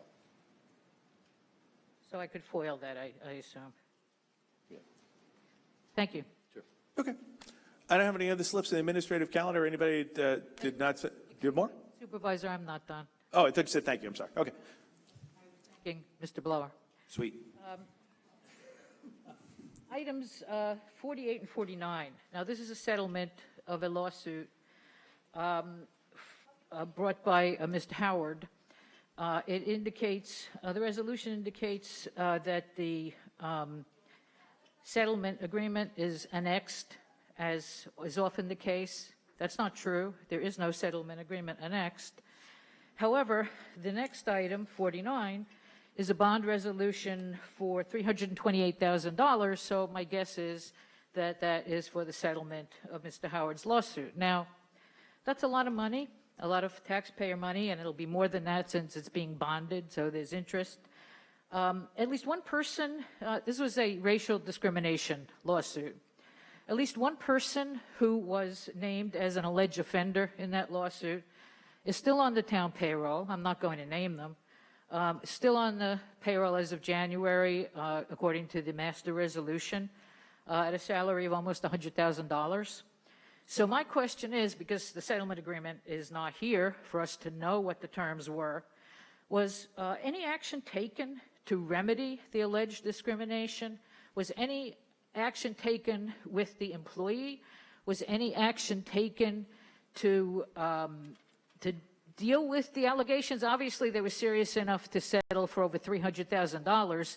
What action did the town take to ensure that this doesn't happen again? Well, as this predated me, I think it happened in 2014. I know this is a settlement as retained by outside counsel who advised us in federal court, this is what the parties have all agreed to. As it comes to any name or non-named employee that I don't have in front of me, I can only speculate, but we could follow up on a request if you sent it in to find out. But I'm not going to speak to the merits of it, or I'm not going to speak to an employee that may or may not have been named that I am unaware of. I did not ask you to speak to the merits. I did not ask you to speak to the employee who Well, you actually did. You said, was somebody disciplined? They were I named did in the not statute. say that. Don't change my words, Supervisor. You do that No, all I the didn't time. change your words. I did not. You know what? We'll look at the tape. I did not ask if anyone was disciplined. I asked if this town dealt with its responsibility to ensure that these kinds of things don't happen again. Did you educate anybody? Did you do training? Or did you just say, oh, it's $300,000 of taxpayer money, let's just pay it and move on? No, I think we do a proper job of notification and training of employees in a number of different fields, and I think they do a responsible job, and we will continue to do so. If they were so responsible, you wouldn't be agreeing to pay $300,000. You're taking no responsibility at all. Okay, Mr. Grant, if that's your opinion. That's great. Any other slips on the item? Administrative? Yes, if you give me a name and address for the record. Pearl Uniondale. Item 50. We have a huge issue in Uniondale with illegal truck, trailer, and heavy equipment parking on our residential streets. And Uniondale wishes to be added to this resolution of gross weight restrictions in our community. And Uniondale requests signage, like the one I have here, when I drive through the communities, that says, it's basically signage that says no trucks, with the cross in the truck, gross weight restrictions, and really no trucks except deliveries. So we would like to be included on that resolution, and we would like signage in our communities to mitigate the issues that are occurring now that are overburdening our Nassau County Police Department. Well, obviously, we're not going to add you to this resolution, but I'm happy to take under your recommendation, do a follow-up, and see if there are any other changes we can make to accommodate that. So we cannot be added to this resolution? No. Why not? But Why not? there's first, I said we'd love to follow up and go through, because I want to go over the explicits of the road. I want to go through the weight. I want to see if there's already been a notification in Uniondale of a pre-existing law. You know, we have to do some crossing T's, dotting the I's, but I'm happy to follow up with you to see if we can. Okay, so I would hope that there will be follow-up, and I hope that the duration would not be years and months and years and languishes. I would hope this would be followed up expeditiously. As a civic leader for a community of color, I would expect that this be done expeditiously. Thank you. Thank you, Ms. Jacobs. Is it okay if I have the Deputy Supervisor's Office maybe reach out for staff member? Ms. Jacobs? Is it okay? I'm going to have somebody either from my office or the Deputy Supervisor's Office reach out to follow up with you. Yes. Okay. Yes, of course. Thank you. Thank you very, very much. Pretty much everyone here has my email number, my email address, my number. All the commissioners.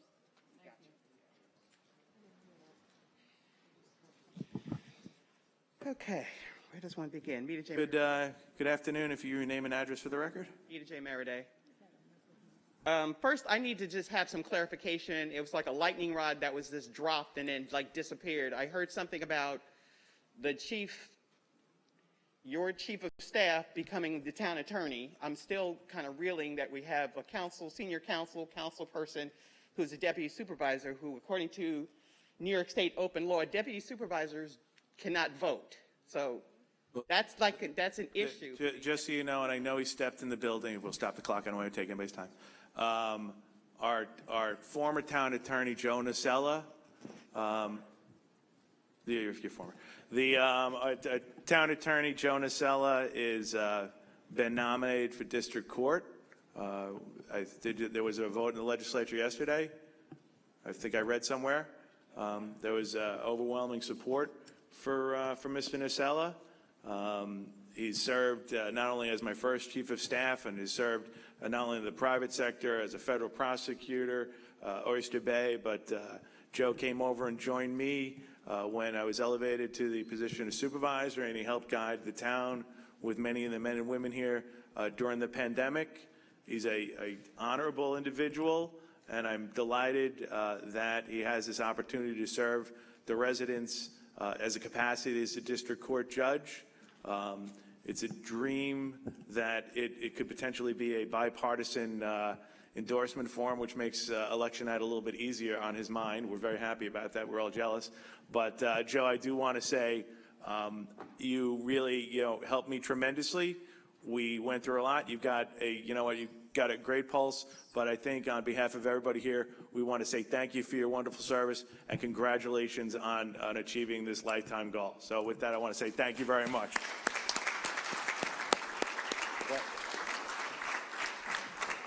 But Ms., this kind of goes back to yours with Joe Nacella assuming the position of district court for the role of acting town attorney. There is still documentation that needs to be signed, and this is just going to make sure documentation to keep government function that has to be signed by the town attorney. The chief of staff is going to assume that title just for really the signing of documentation until we have a newly voted on town attorney. Okay, so that's a procedural thing. He's still acting. Yeah, and like I said, he was in the legislature yesterday. It's important because you can't have that vacancy for any sort of documentation that needs that let it be by state law or federal law. It has to be signed off by the town attorney. That's why this appointment's being done. Okay, but again, I'm just for residents who may want to, because again, I'm still trying to understand, I guess, the chain or the lines as far as one, is this involving any additional compensation, which would be duly noted if he's still acting as your chief and acting as town attorney. As you just said earlier, billable hours for an attorney can be $1,000. Let me rest assured that though Jack is a retired Supreme Court justice, and Jack is acting town attorney, is a chief of staff, and is probably one of the hardest working people in here early, and he closes the door and he goes out. I do want to rest assured that Jack is not going to get any additional money with just a little bit more work on his plate. So congratulations for that, Jack. We're very, very excited for you on that. You didn't tell me that before. So there is no additional compensation for him. Cool. No offense, but I'm just saying, I have people that are like about to be living in the streets because their $50,000 a year cannot afford the taxes, property taxes, and utility charges. So we can laugh and joke about it, but there's a seriousness to my questions at all times when I stand before this body. Item 40, again, with regard to the CARES Act, I had asked in previous meetings, what is the total amount of outstanding or still existing CARES Act funding that we were told over a year ago had been used for its due purpose to provide for the constituency? I need an answer to that, if not now, later. This is $24,000. It's going to be quote-unquote repurposed. I would like to know from January of 2022 to present day how much of the CARES Act directed funds is still in the town coffers, not the state coffers, because you already received that money. Somebody asked earlier with regard to those settlements. Again, the question and concern that Bonnie brought up are valid questions and concerns. You inherited this. You're about to vote on over $400,000, and you sit there saying, I didn't know what this was about. I didn't have anything to do with it. I don't know the parties that are involved. But you are executing an agreement with $400,000 of taxpayer money. You should be aware of that. You should know what was going on in that situation, and also what remedies have been put in place, if not by previous administrations, by your administration, because you're the one sitting in the seat at that particular time. Lastly, item 45, I read the documentation with respect to that. I'm in full support of that type of program, but I also want residents to be aware there's significant liability with this type of program.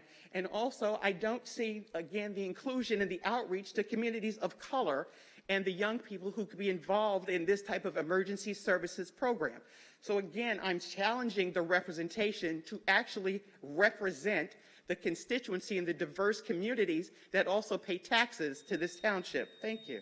Okay, thank you. Congratulations. Listen, I'd like to tell you, Ms. Meriday, I have a young lady, stand up, honey, stand up. This young lady is here today. She's one of my students. She's with us for the summer. And she's coming so she can listen. So she didn't know how government works, and she's listening to all of this. So I have her, and I have another one that's coming. So I do have people in my office who are of color. And that she's doing a great job. This young lady has all A's at school, and she's getting ready now to go to a different college. What college are you going to? John Hopkins, okay? And she wants to be. So I just want her to listen and hear what people say so people can be very nice when they talk so that she doesn't think that government is so bad. But I also want to say one thing about this young man sitting back there, the judge, the attorney, town attorney that's leaving us. I'm really sad that he's leaving.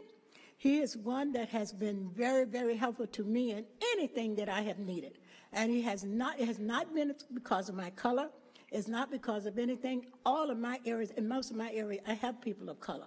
And anything I've asked him to do, he goes overboard to do it for me, for the people who live in my district. So I wish him well. I didn't want him to leave, but he said this is his dream.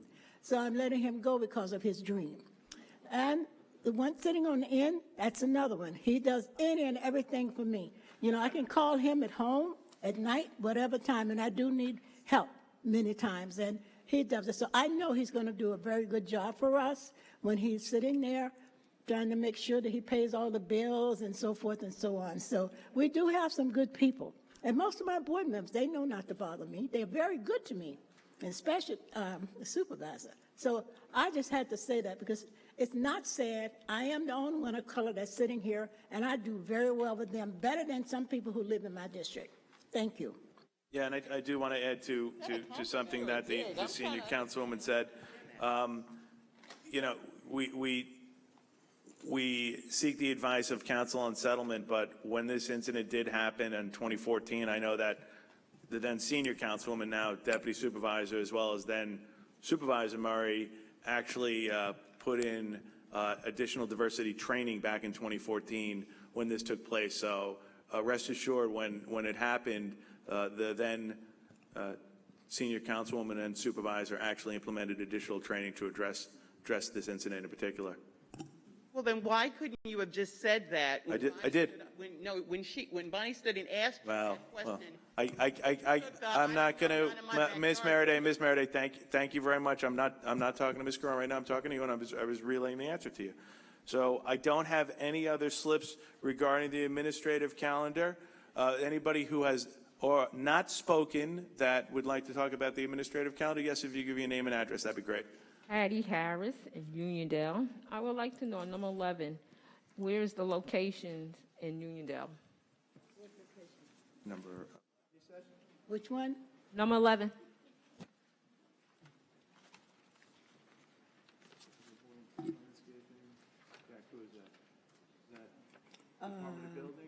Buildings. Fred?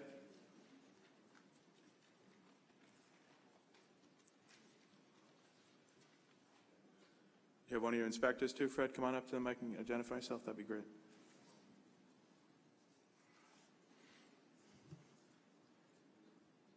If you identify yourself, Members of the board, Frederick Jowitz, Department of Buildings, Town of Hempstead.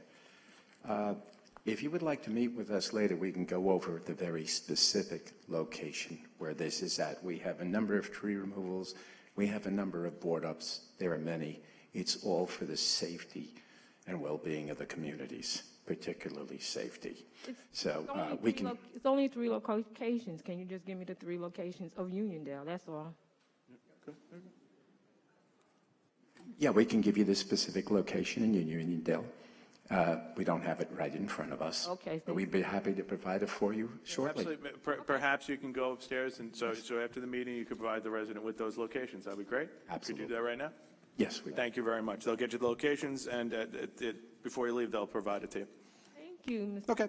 Supervisor, because usually you say go to the back, and that's disrespectful when you say that. So I'm glad you took that right road today. Thank you. I appreciate that. Thank you very much. Also, on number 18, H2M. How often do you use this company to do this type of work or any work in the town of Hempstead? I can't answer the question on it. We use a lot of different architects. They've done projects from the changing from the 1,4-dioxane to, I think they bid, Jack, and if I'm correctly, they did the Oceanside Preserve study. That's correct. And this particular study is part of a grant that we have received. I'm pretty sure it's a state grant. Jerry, is it state or federal? In any event, we had a grant for this project for the shoreline restoration, and they've been working on it for quite some time. They have a lot of expertise in this area. It's a very specialized kind of work involving core samples, and we have to match the soil that's extracted with the soil where it's going to be carted off to or replaced. So, but that's what this project is. Okay, the second question was how long have you been working with this company for the town of Hempstead, this company? Like I said, my role as supervisor, they've had projects. I can't speak to earlier than that, but they're a highly reputable and respected company that works with not only the counties, the state of New York, as well as all the townships across the way. They're doing the school district in Uniondale School. So what I'm asking, how long has the town? Yeah, I couldn't provide that answer to you. Okay, can they give that to me later? Send it to me? Why don't you send it to your question? Send it to the office. We'll try to find it for you. Excuse me? Send it to the office. My office. We'll try to find it for you. I'm sorry. You have to speak in the mic. We'll try to find the information for you if you send what you're asking for to my office. Okay? Okay, I will. And also on number 40, how much money has been given to the community to the CARES Act? How much money has been spent in Uniondale? Directly, well, you really can't pinpoint it because money was used to create the Vaxmobile, $1 million that the deputy supervisor made sure was utilized in the hardest hit communities during the pandemic. Monies were utilized for upgrading and saving facilities. We gave grants to the school district, I think of $2 million. So I can't put a definitive number just on Uniondale, but the money was used to allocate Island Harvest, Island Cares. So, the money was utilized across the township to safeguard and provide services during the pandemic. So you don't keep a list of each town that you spend the money towards in order for when you get... No, we keep a list for the entire township. To show what you'll be doing? No, we do it for all the townships and any of the facilities and any of the programs. And PPEs we gave out in Uniondale. You had these people who worked there. Some of the folks from... Library got money. And we also gave money to the fire department in Uniondale. No, that's right. And by the way, they were all at public hearings and voted on, so everybody could see. No, I understand people voting on it. That's not what I'm asking. I'm asking, do you have a total? But since you don't have you have an estimate, is that easier to answer? No, we voted on everything. Okay. Also, number 49. Could you tell us what was the finding of the judge that stated why you are to pay this amount? Jack, I don't think this was the finding? A judgment, right? This is a... Yeah, this was not a judgment. This case was settled before trial. Although I'm only acting temporarily, I did look into the matter. I met with our counsel who represented the town on it. I had some knowledge of it before, having discussed it with now Judge Nocella. Your Honor, congratulations again. And the recommendation was that we make the settlement. Basically, Without disclosing privileged information, I can't really go into the details, but the liability was there, and potential if we went to trial of a much greater hit. And Plus the cost of defense. right, and I believe the judge agreed with the recommendation, which is something that's very important. I think the judge probably recommended more. Okay, it's nice to know that the town was negligent, so that's why you took in, said you'll settle. But we never said the town was negligent. Well, when you settled, and so you didn't feel that you was able to fight this. Like I said, we never said the town was negligent. Okay, I'll take that back for you today. Thank you. Okay. With that, may I have a motion on the administrative calendar?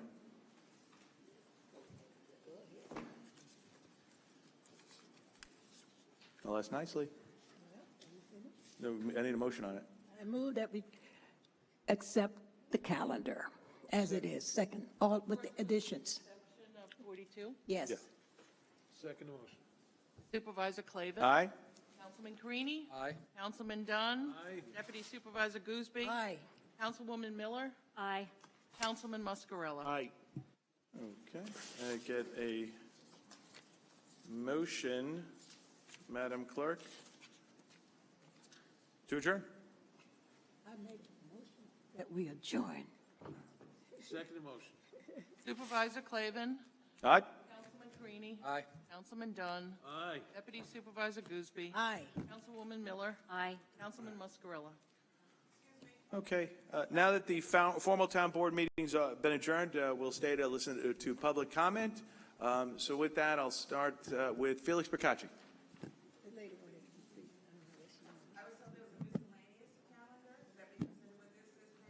Yeah. Did you sign Yeah. in? Did you sign in? I did. Okay. Felix Procacci, Franklin Square. Town officials have and continue to boast about how they directed Federal CARES Act funding toward health care, first responders, schools, villages, charities, etc.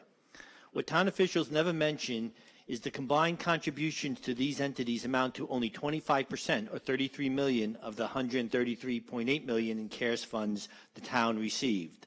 The remaining 75% went to various departments in the town, including the town's reserves, which for some reason town officials never brag about. So far, this fact hasn't shown up on a single town mailing. The town's sanitation department received about $43 million. If this were a legitimate use of CARES funds, why didn't the town offer independent sanitation districts and villages who have sanitation departments CARES funds in the same proportion? The town's water department received about $8.2 million. If this were a legitimate use of federal CARES funds, why didn't the town provide independent water districts and villages who have water departments CARES funds in the same proportion? The town also spent about $11 million on air conditioning upgrades. If this were a legitimate use of CARES funds, why didn't the town provide all qualified entities with CARES funds in the same proportion to upgrade their air conditioning systems?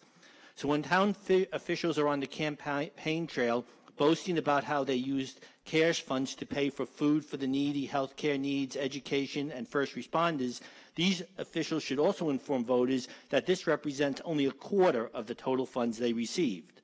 So far, no town official has taken credit for spearheading $43 million to the town sanitation department, nor has any town official taken credit for spearheading CARES funds to upgrade the town's air conditioning systems, renovate individual commissioner bathrooms, and pad the town's reserves.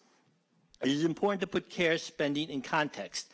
Town officials spent 3 times more on upgrading its own town facilities and reserves than it did on health care, first responders, schools, villages, and charities combined, yet they never mention where most of the money went. So when town officials are on the campaign trail and they are boasting about how they spent federal CARES funds, they should not forget to inform voters that most of the money was not used to help the needy or provide health care services. They should inform residents that they used most of the money to upgrade their own facilities and pad reserves, and so no reason why they should provide similar funds to other qualified entities to do the same. Also, Mr. Liebert, now that you're the town attorney acting, I guess, can you follow the law and FOIL appeals should be sent to the Committee on Open Government. It's a provision in the law. Former Town Attorney Nocella refused to do that. Can you please instruct your FOIL appeals officer to do that, because they Thank you for, we'll take under advice. I know that Mr. McCacci, be nice, be nice. Mr. McCacci, I know that Joe Nocella obtained a law degree, and I know that Jack has a long established career in law and is very, very familiar with it, and I'm sure he'll do it. I'm not too sure where you got your law degree, but we appreciate any thoughts and income. Next, I'm going to bring up Bonnie Garone. We have a sign-in list. So if I don't go through the sign-in list, I get yelled at. I get the sign-in list. Bonnie Garone, Rockville Center. At the last board meeting, I asked you about redistricting.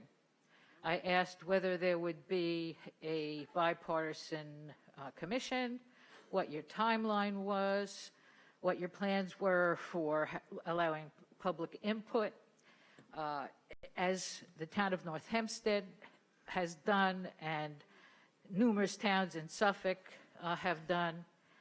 And you and Mr. D'Esposito basically ridiculed those questions. In fact, you thought you were hilarious.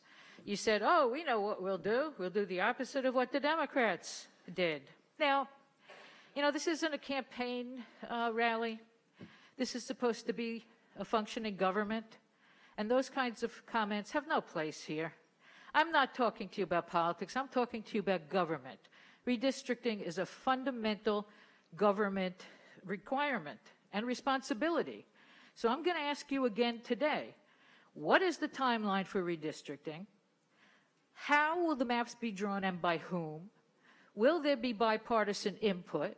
Will there be input from the public permitted, and what is the timeline? Will you tell us any of those things? Mr. Garone, as we said last time, we're going to be in compliance with the law, and we'll be following all the provisions set forth, myself, as well as the deputy supervisor and all the board members. Will there be a bipartisan commission? Ms. Garone, I answered your question. No, you did not. Okay. Will there be an opportunity for the public to review and comment on proposed maps? They did last time. Not on 1 day's notice or 3 days' notice at a board meeting, but an actual hearing where you can take notice of comments and then, you know, perhaps even act on them. What's the timeline? When do you anticipate that maps will be presented to the public? We'll definitely let you know. You know, that's a smart-ass answer. That's not an answer worthy of an elected official. You are responsible. Ms. Garone, in all due respect, we should watch our language out here. You know, there's a public comment section for you to speak. I know you like to engage in a back and forth. Also, for you to also give this unveiled of nonpartisanship is laughable. I don't mind. And I said, we'll be in compliance with the law. I work really closely with the deputy supervisor. Deputy supervisor has a tremendous voice. And we've been in compliance, and we were in compliance a decade ago when it was done. So I just ask you, you know, to be respectful, not use curses at town board meetings. You don't know who's in the audience. You know, if children in the building, it's not appropriate. And like I said, and you know this is the public comment section time, where you make the comments, we listen. I like to write notes. I like to take it all back. Okay. Thank you for interrupting me, as you almost always do. Number one, stop making a self-serving record. I did not use a curse word. Number two, no, I am going to interrupt you because I really do think the word was inappropriate. Perhaps you use that in your house. Ms. Garone, I've given you the opportunity. Ms. Garone, I've given you the opportunity. The word was inappropriate, and I just asked respectfully.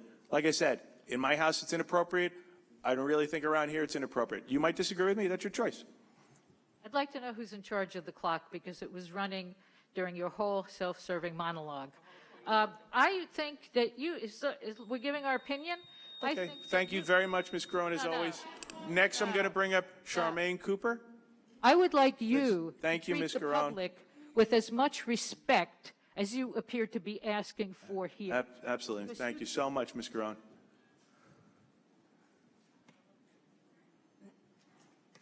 These meetings really should Good. Thank you so much, Ms. Garone. Ms. Cooper, it's your opportunity now. People people should see. Thank you so much, Ms. Garone. People should Thank you. see. Thank you. I want you to have a great day, and we really appreciate your thought. Ms. Garone, thank you. Please, Ms. Garone. Ms. Cooper has her opportunity now. Thank you. Thank you so much. Thank you. Very grateful. Ms. Cooper, if you just give your name and address, that'd be great.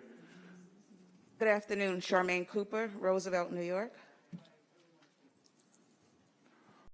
So I started to write a letter, and I figured the last few times I sent letters, not much was done, so I had to come down.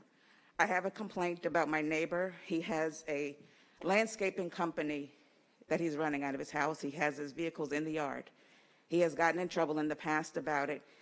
So he moved the vehicles, and he's parked them back there. He's in the yard 7 o'clock in the morning, 7 o'clock at night, sharpening the tools, running the leaf blower, any gas-powered tools that he has. He's out there early in the morning, late at night, running them, using them. The address is 18 Andrews Avenue in Roosevelt. It's listed as either Pineda Valle Landscaping or Valle Pineda Landscaping. So he's obviously ignoring you because, like I said, he has been spoken to before or paid a visit before about this. The other thing with them, they play their music excessively loud, as if they were in a nightclub. And this isn't just on weekends or during gatherings. It's a constant thing all year round.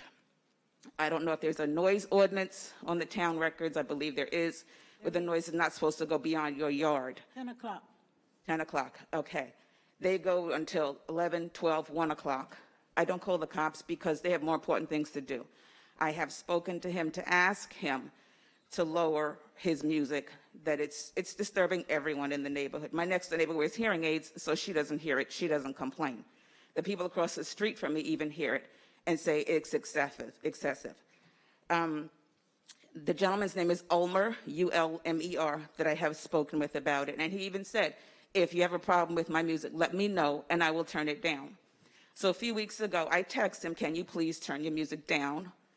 And he got very nasty. I don't know what your problem is with me. No one else bothers me. I don't have a problem with you. It's with your music. It's too loud. Can you please turn it down?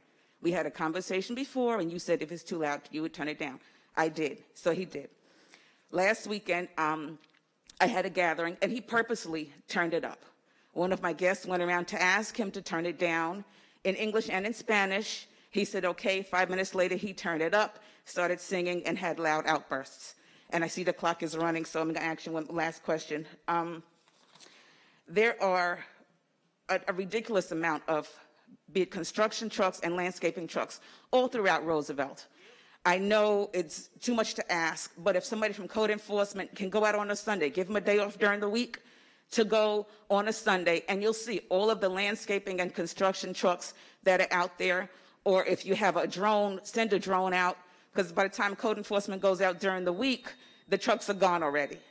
Ms. Cooper, that's Fred Jarwitz. Fred, right there. That's my building commissioner. I'm going to ask him to go to the back with you, verify the address, also to see what the property is zoned next to you, and also send out inspectors to if there are any violations, to take care of it. Are you the adjoining? I'm right behind him. Right behind him. Okay, so that's Fred. Fred, and then I know that the deputy supervisor wanted to add something. I want to add the fact that we have removed more than 200 vehicles from the driveways of folk, that live in Roosevelt. We've done the same thing in Uniondale. So as soon as you give him that, we have someone who comes around in the evening, and what he does is sit someplace so they can't see him, and we call the police. Okay, the police will come. They really have been very, very good working with us. So we'll look into that, and certainly he works with us as well. So I'm glad you came. Thank you so much for that. Okay, so after 10 o'clock, call the police. I mean, I know they have more important things to do. That's why I don't want to call When it comes to the noise, yes, you have to call the police. But when it comes to potentially violations of the neighbor, the commissioner is going to go right back with you right now, verify your address, verify those, and do a follow-up for you, okay? Okay, thank you. Thank you very much for coming down today. Go with him. Next, I have Bonnie Weinstein.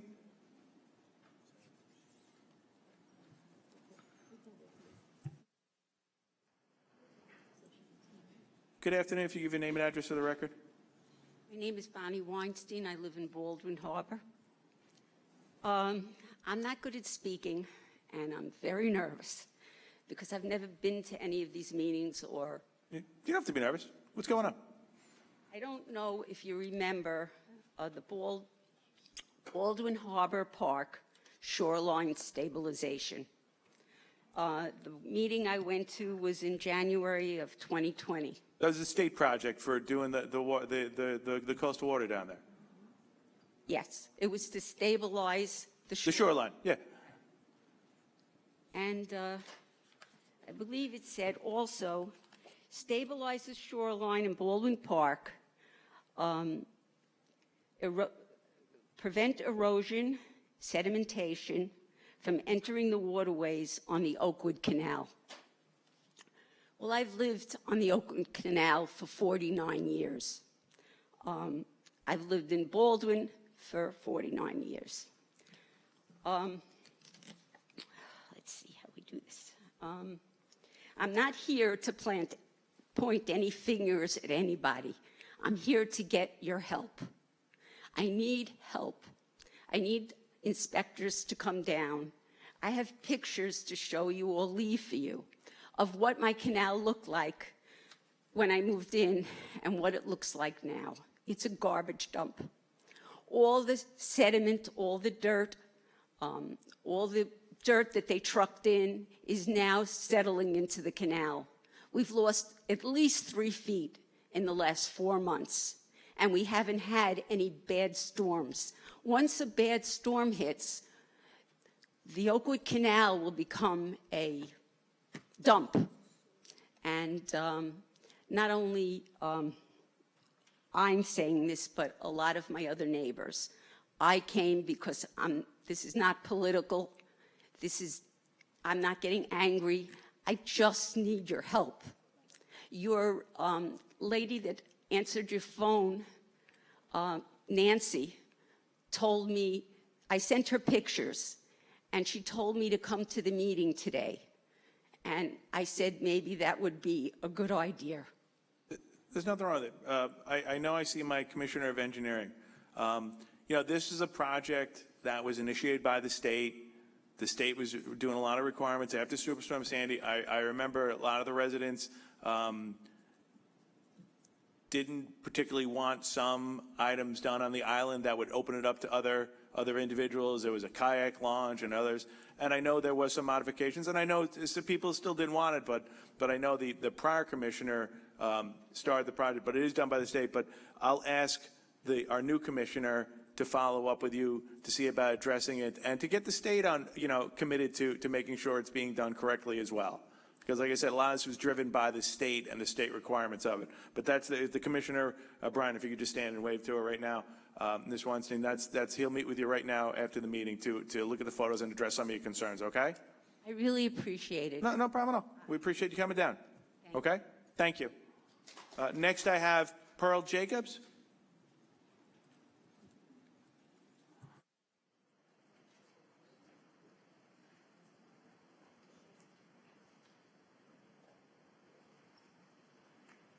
Commissioner Dunn, you spoke so passionately about the atrocities that our veterans have suffered in war zones and deserve a good quality of life here in Uniondale.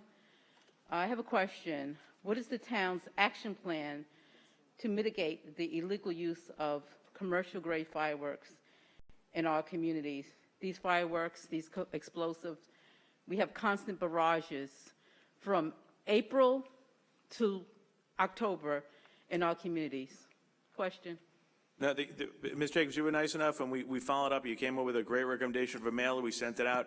I just have a question. I'm going to get to it. That's a county police issue. The county police, your county legislators, have to comply with that. That is a law enforcement by police only issue. You came up with a really great idea. I thought the education program was great, and we actually received some real. Please don't placate me. My issue here is. Okay, then the mission is when you talk to when you brought the concern to your local legislator who works with the county police department, did they offer any assistance from the county police department? Our police department is helping us tremendously They are helping us tremendously, but it falls on our elected officials to support them, to inform the residents that fireworks are illegal, dangerous, and are not tolerated in the town of Hempstead. And it falls on our elected officials, not only the town of Hempstead, but Which we did, because you came up with that idea. Yes, you came out with that little thing, but we need more. So that's the end of that. Thank you. I see Commissioner Kunzik, he just left back with the lady here. And I have an issue here. I follow up with him on California Avenue with the severe ponding that is occurring on California Avenue, right across from California Avenue School. He said last month I was here. I have not received any update on that. He said he was going to go and survey that. I will follow up with him. Again, I'm back with our sewer drain degradation, our sewer drains, Decatur Street and Ash Court and Uniondale, 3 sewers, okay? They're disintegrating, and we have not received any update on that. Another issue we have here in Uniondale, I have received many calls over the last several weeks as to why our streets are not being, I have called your office, Councilwoman Goolsbee.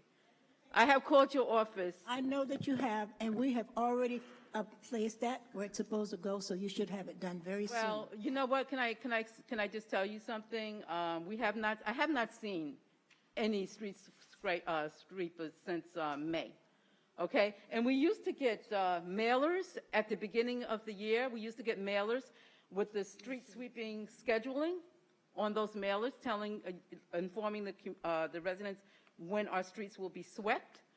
We have not received that this year, and why not? You know what? Okay. Taking it, I think part of the problem was they had a calendar, and then when a storm would come and they couldn't get the street sweepers out because of the weather, people wouldn't understand that. So it was trying to alleviate any confusion with people. But if Ms. Jacobs, I'm writing down everything. If you think going back to a mailer on the street sweeper schedule, we'll follow up and we'll take it under advisement. Yes, we need a mailer, and we need the schedule adhered to, and we need our streets swept. I drove through the residential streets this morning, Councilwoman Goolsbee, Senior Councilwoman Goolsbee, and these streets, the residential streets, are disgusting. Thank you. All town streets, or any of them state, county? Oh, they're all town. I know town streets. Okay, those are the ones. And I know our state streets. Believe me, I'm very versed on that. I've been doing this for many, many years. Thank you. I'm sure that you have. But are those the names that you gave to us? That you sent in, that Terry wrote and sent them out? I gave her a few. All of these residential streets in Uniondale are disgusting, pretty much. Mm-hmm. They are. Okay. And that's the truth. Okay. All right. Well, we appreciate you giving us the heads up on that, and we'll, like I said, we'll follow up on a street sweeper mailer again if there's support for that. That's good to know. Next, I have Patty Harris.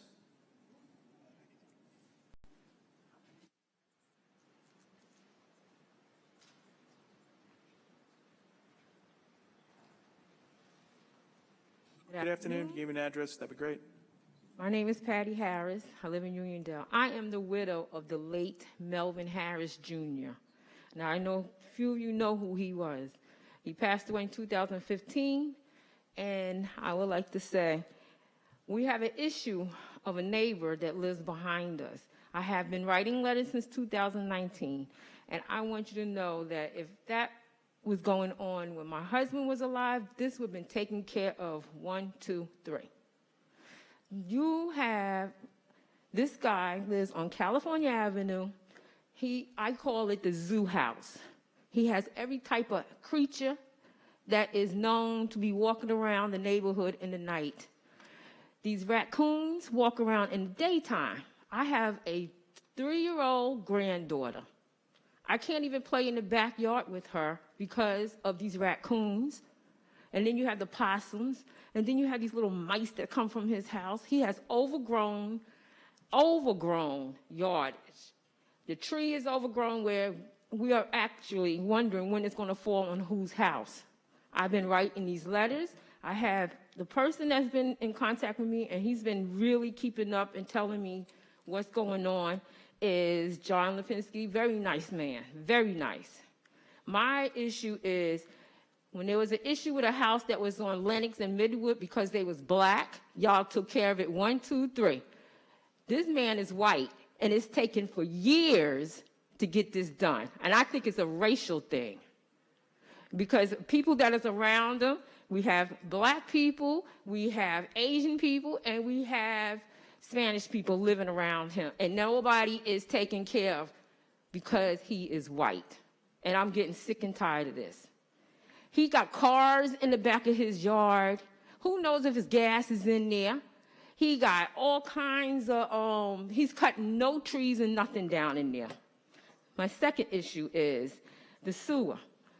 You go out sometime walking up Midwood, because I had open heart surgery in February, so I have to do a lot of walking now. So I walk on Midwood. It smelled like a sewer cess. I called the line, the hotline. They transferred me over. It took 45 minutes to realize that you guys contracts the sewer out to a company, and I had to call them. I don't know if anything was done because it don't smell like it. So that's the second thing. The third thing is Cedar Street Park. The company that you use to do the Cedar Street Road, they left debris there. The Cedar Street employees, very nice. They tried to call the company. The company said it'll take 1 to 2 weeks for them to come there to assess the junk that they left. Now, these kids are walking around because they call the community that they throwing the rocks around that they have left. Okay. When it comes to the neighbor, I'll ask Freddie, great. My building commissioner is going to talk to you, get the address to see if there's any violations, and he'll also get the address of the sewer. I believe my parks commissioner identified to me earlier, you spoke to her yesterday, and you've already put a call into that outside vendor. He said they're not waiting 2 weeks. He said he spoke to you yesterday, you got the call, and you already called them yesterday or today to get them down there to clean up. They were going to wait the 2 weeks. So I know that you spoke to the commissioner, and he's already acting on it. So on that issue. But he's going to take the property to see if there's any violations to the property that you're saying is has a condition that's, not proper. Okay, and Senior Councilor Scooby, you should have on the website that your deputy supervisor, don't let them cut you out of having another picture of you saying deputy commissioner, and you should have on there the qualifications and what is the duties. Ms. Harris, just so you know, when it came to the position of deputy supervisor, I went to the town board and I said, my friend who has served with me for 20 years has been a wonderful representative. I believe this is the proper person to serve as deputy supervisor, and this board was unanimous in that support. So when it comes to anything about cutting around, it just to the contrary.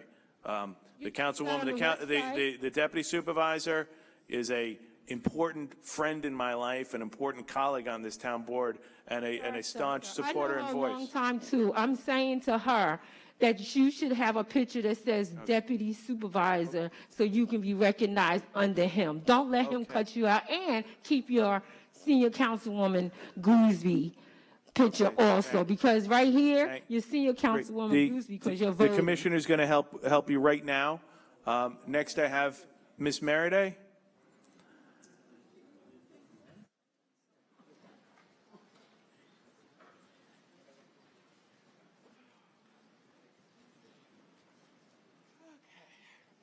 Where does one begin? Good afternoon. Good afternoon. It is afternoon now. Okay. I have asked at least 4 times today and at previous meetings about the list of the utilized, not the companies that you just slap a list together. I'm talking about the companies that are minority, women, veteran, service-disabled veteran, owned, that are utilized, actually get a paid contract from the town of Hempstead. I was told now 3 months ago, someone will get back to me, someone will send me a list. It is now July 19th. Haven't seen that list yet. I was very concerned with the breakdown that Mr. Procacci so adequately outlined with regard to the funding. And again, I've asked 3 times today, what is the balance, what is the amount from the original funding that was provided, not sitting at the state, Supervisor Clavin, that the town received tied to the CARES Act? What is the amount that is sitting in a, let's see, what was it, the February or the March meeting that was put into, I was told, the rainy day account, and the $24,000 today that is listed in the documents that's being repurposed? What is the total amount of monies that have not, as someone said earlier, gone to the communities that need it? And what is going to be done with it, and whether we're going to find out about it directly or have an opportunity to discuss it, as we should at a public meeting that you often give the sarcastic and snarky remarks and then you want people to be kind. That is a problem, but again, we have to move it forward. Still, there was a state audit, and I believe there was close to $40 million that the state basically said that was considered wasteful spending within the town of Hempstead. Again, where are the reports and the breakdowns, since we cannot get an actual accounting with regard to the COVID funding? I can't get a listing and documentation that speaks to how much money that is state and federally directed to this township that actually goes to minority and women businesses, when you have an Article 15A from the state that mandates the inclusion of minority and women businesses in contracts that are funded by the state. So who do we ask for that? And someone also asked earlier about redistricting and the poor outreach that resulted in the last redistricting process. I think Bonnie's questions were valid, and your responses to her, you know, for lack of a better word, and I'm trying to be kind, was quite disrespectful, considering we here are on our own time and our own expensive dime. So can I please finally, I know you're going to cut me off and tell me my time is up. Could somebody respectfully give me an answer to my question? Ms. Meriday, and I know that the Commissioner of Engineering is going to follow up with you in the back about some of those stats, and I want to say thank you very much. Next, I have Marcia DiTieri.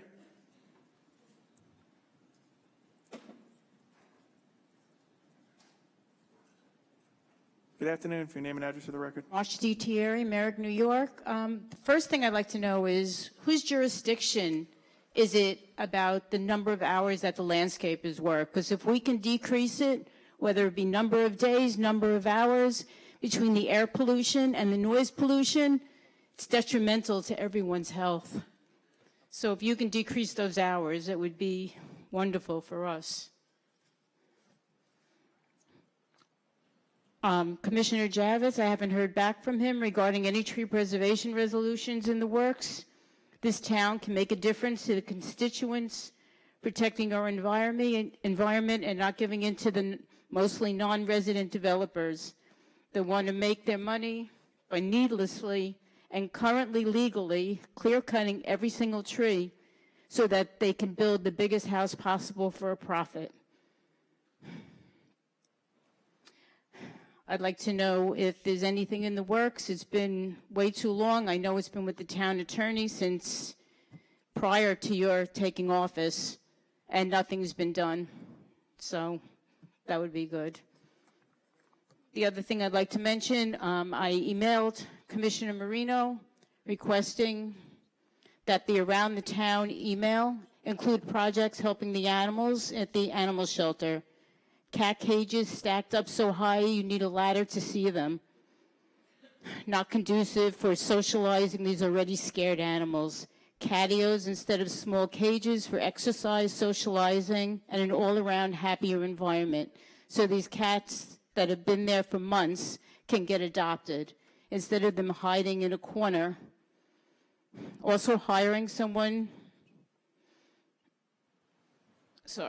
to build additional exercise areas with small pools for the dogs to be used throughout the day instead of a few minutes in the outdoor kennels for a few minutes in the morning and evening, leaving them crying and barking for attention in small kennels for the rest of the day. Advertise to inform residents that there is a desperate need for fosters and permanent homes for these overpopulation shelter. Monthly adoption events involving the schools, Boy Scouts, and seniors. Nothing's been done to the shelter since it's been open, and it's antiquated. The animals, there's too many animals in there. No one's getting adopted. There's no advertising. You need to get these animals homes. You need a better environment for them. It's like they're in a prison and they did nothing wrong. That's all I have to say. Okay, thank you, Ms. Gutierrez. Next I have Joseph Nacella.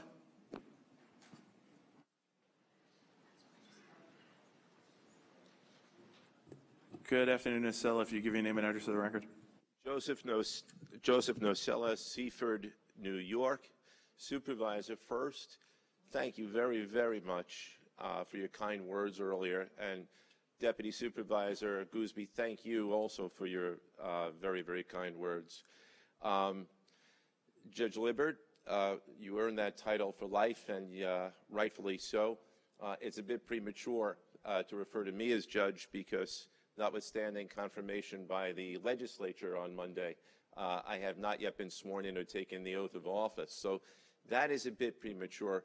What is not, and I will be submitting my resignation letter as town attorney. I've not yet done that. So you still got a town attorney here for the next 4 hours, I would think, or possibly 28 hours, one or the other. But what is definitely not premature is the opportunity to express my gratitude first to you, sir, for having offered me the position as your chief of staff and having the confidence and faith in me to do that job. We had no idea that we were going to be hit with the coronavirus pandemic. We weathered that together. And then I have to thank you again for the nomination as your town attorney, which was unanimously approved by each and every member of the town board. So in addition to Deputy Supervisor Gooseby, I also want to thank all the members of the town board, and that includes Councilman Desposito, who is not here, Councilman Dunn, Councilman Muscarella, who I've spoken to privately, Councilman Carini, and Councilwoman Miller. You have made it very clear how much you appreciated what I've been able to do as the town attorney. I hope I haven't let you down. I've always tried my best, and thank you for your confidence in me as well. And the last thing that is most definitely not premature, and I say this not only to the entire town board and to you, Supervisor Clavin, but also to Madam Clerk Kate Murray and to our receiver of taxes. I've worked in 3 municipalities over the last 20 years, and there is no group that is harder working, more dedicated, more concerned about its residents, or that does a better job than the town council, the clerk, and the receiver of taxes of the town of Hempstead. And it's about time that I was able to say something which I could never do when I sat on the dais and sat listening week after week and month after month to ridiculous criticisms and unprovoked attacks, harsh critiques against the most dedicated public servants that I've ever had the honor or privilege to work for. The efforts that were made to besmirch all the things that were done with the CARES Act money, unprecedented by everybody else other than the town of Hempstead, and all the rest that you've done deserve our thanks and our gratitude. Thank you, sir. Thank you, Town Board. Joe, you know, thank you, Joe. It's very kind of you. You're, as I said earlier, you're a good guy. You're a very high ethical person. I think you're an outstanding attorney. You've done just great service here as a town attorney and as the, and more importantly, as chief of staff when I came in. I'm very, very fortunate to call you my friend. I really did, and I think I speak for everybody on the town board, take great pleasure in making sure you only got to speak for 3 minutes. I just want to let you know that we truly did enjoy that. I was monitoring the clock, and I was ready to get you because, like I said, you're a unique individual. But like I said, I don't want to speak for everyone, but you're a good guy. We enjoyed working for us, and you did a tremendous service for us, and we know you'll do a great job on the bench. So I congratulate you, and I thank you very much. With that, we have nobody else? Hold on, Dennis Dunn wants to say something. It's hard not to be long when you're talking about such a great gentleman. When Joe came to the Nassau County Legislature, and you were counsel to the county legislature, I was quite excited because here's a guy came from the federal government, and he really did his research, and what a smart guy. I said, wow, I'm impressed with him. And I was so excited when you came to us here in the town. And I'm excited about you leaving, and I don't want you to leave. But what a great step you're going into. We're so proud of you. We love you, man. God bless you in your new venture. Thank you. Very kind of you.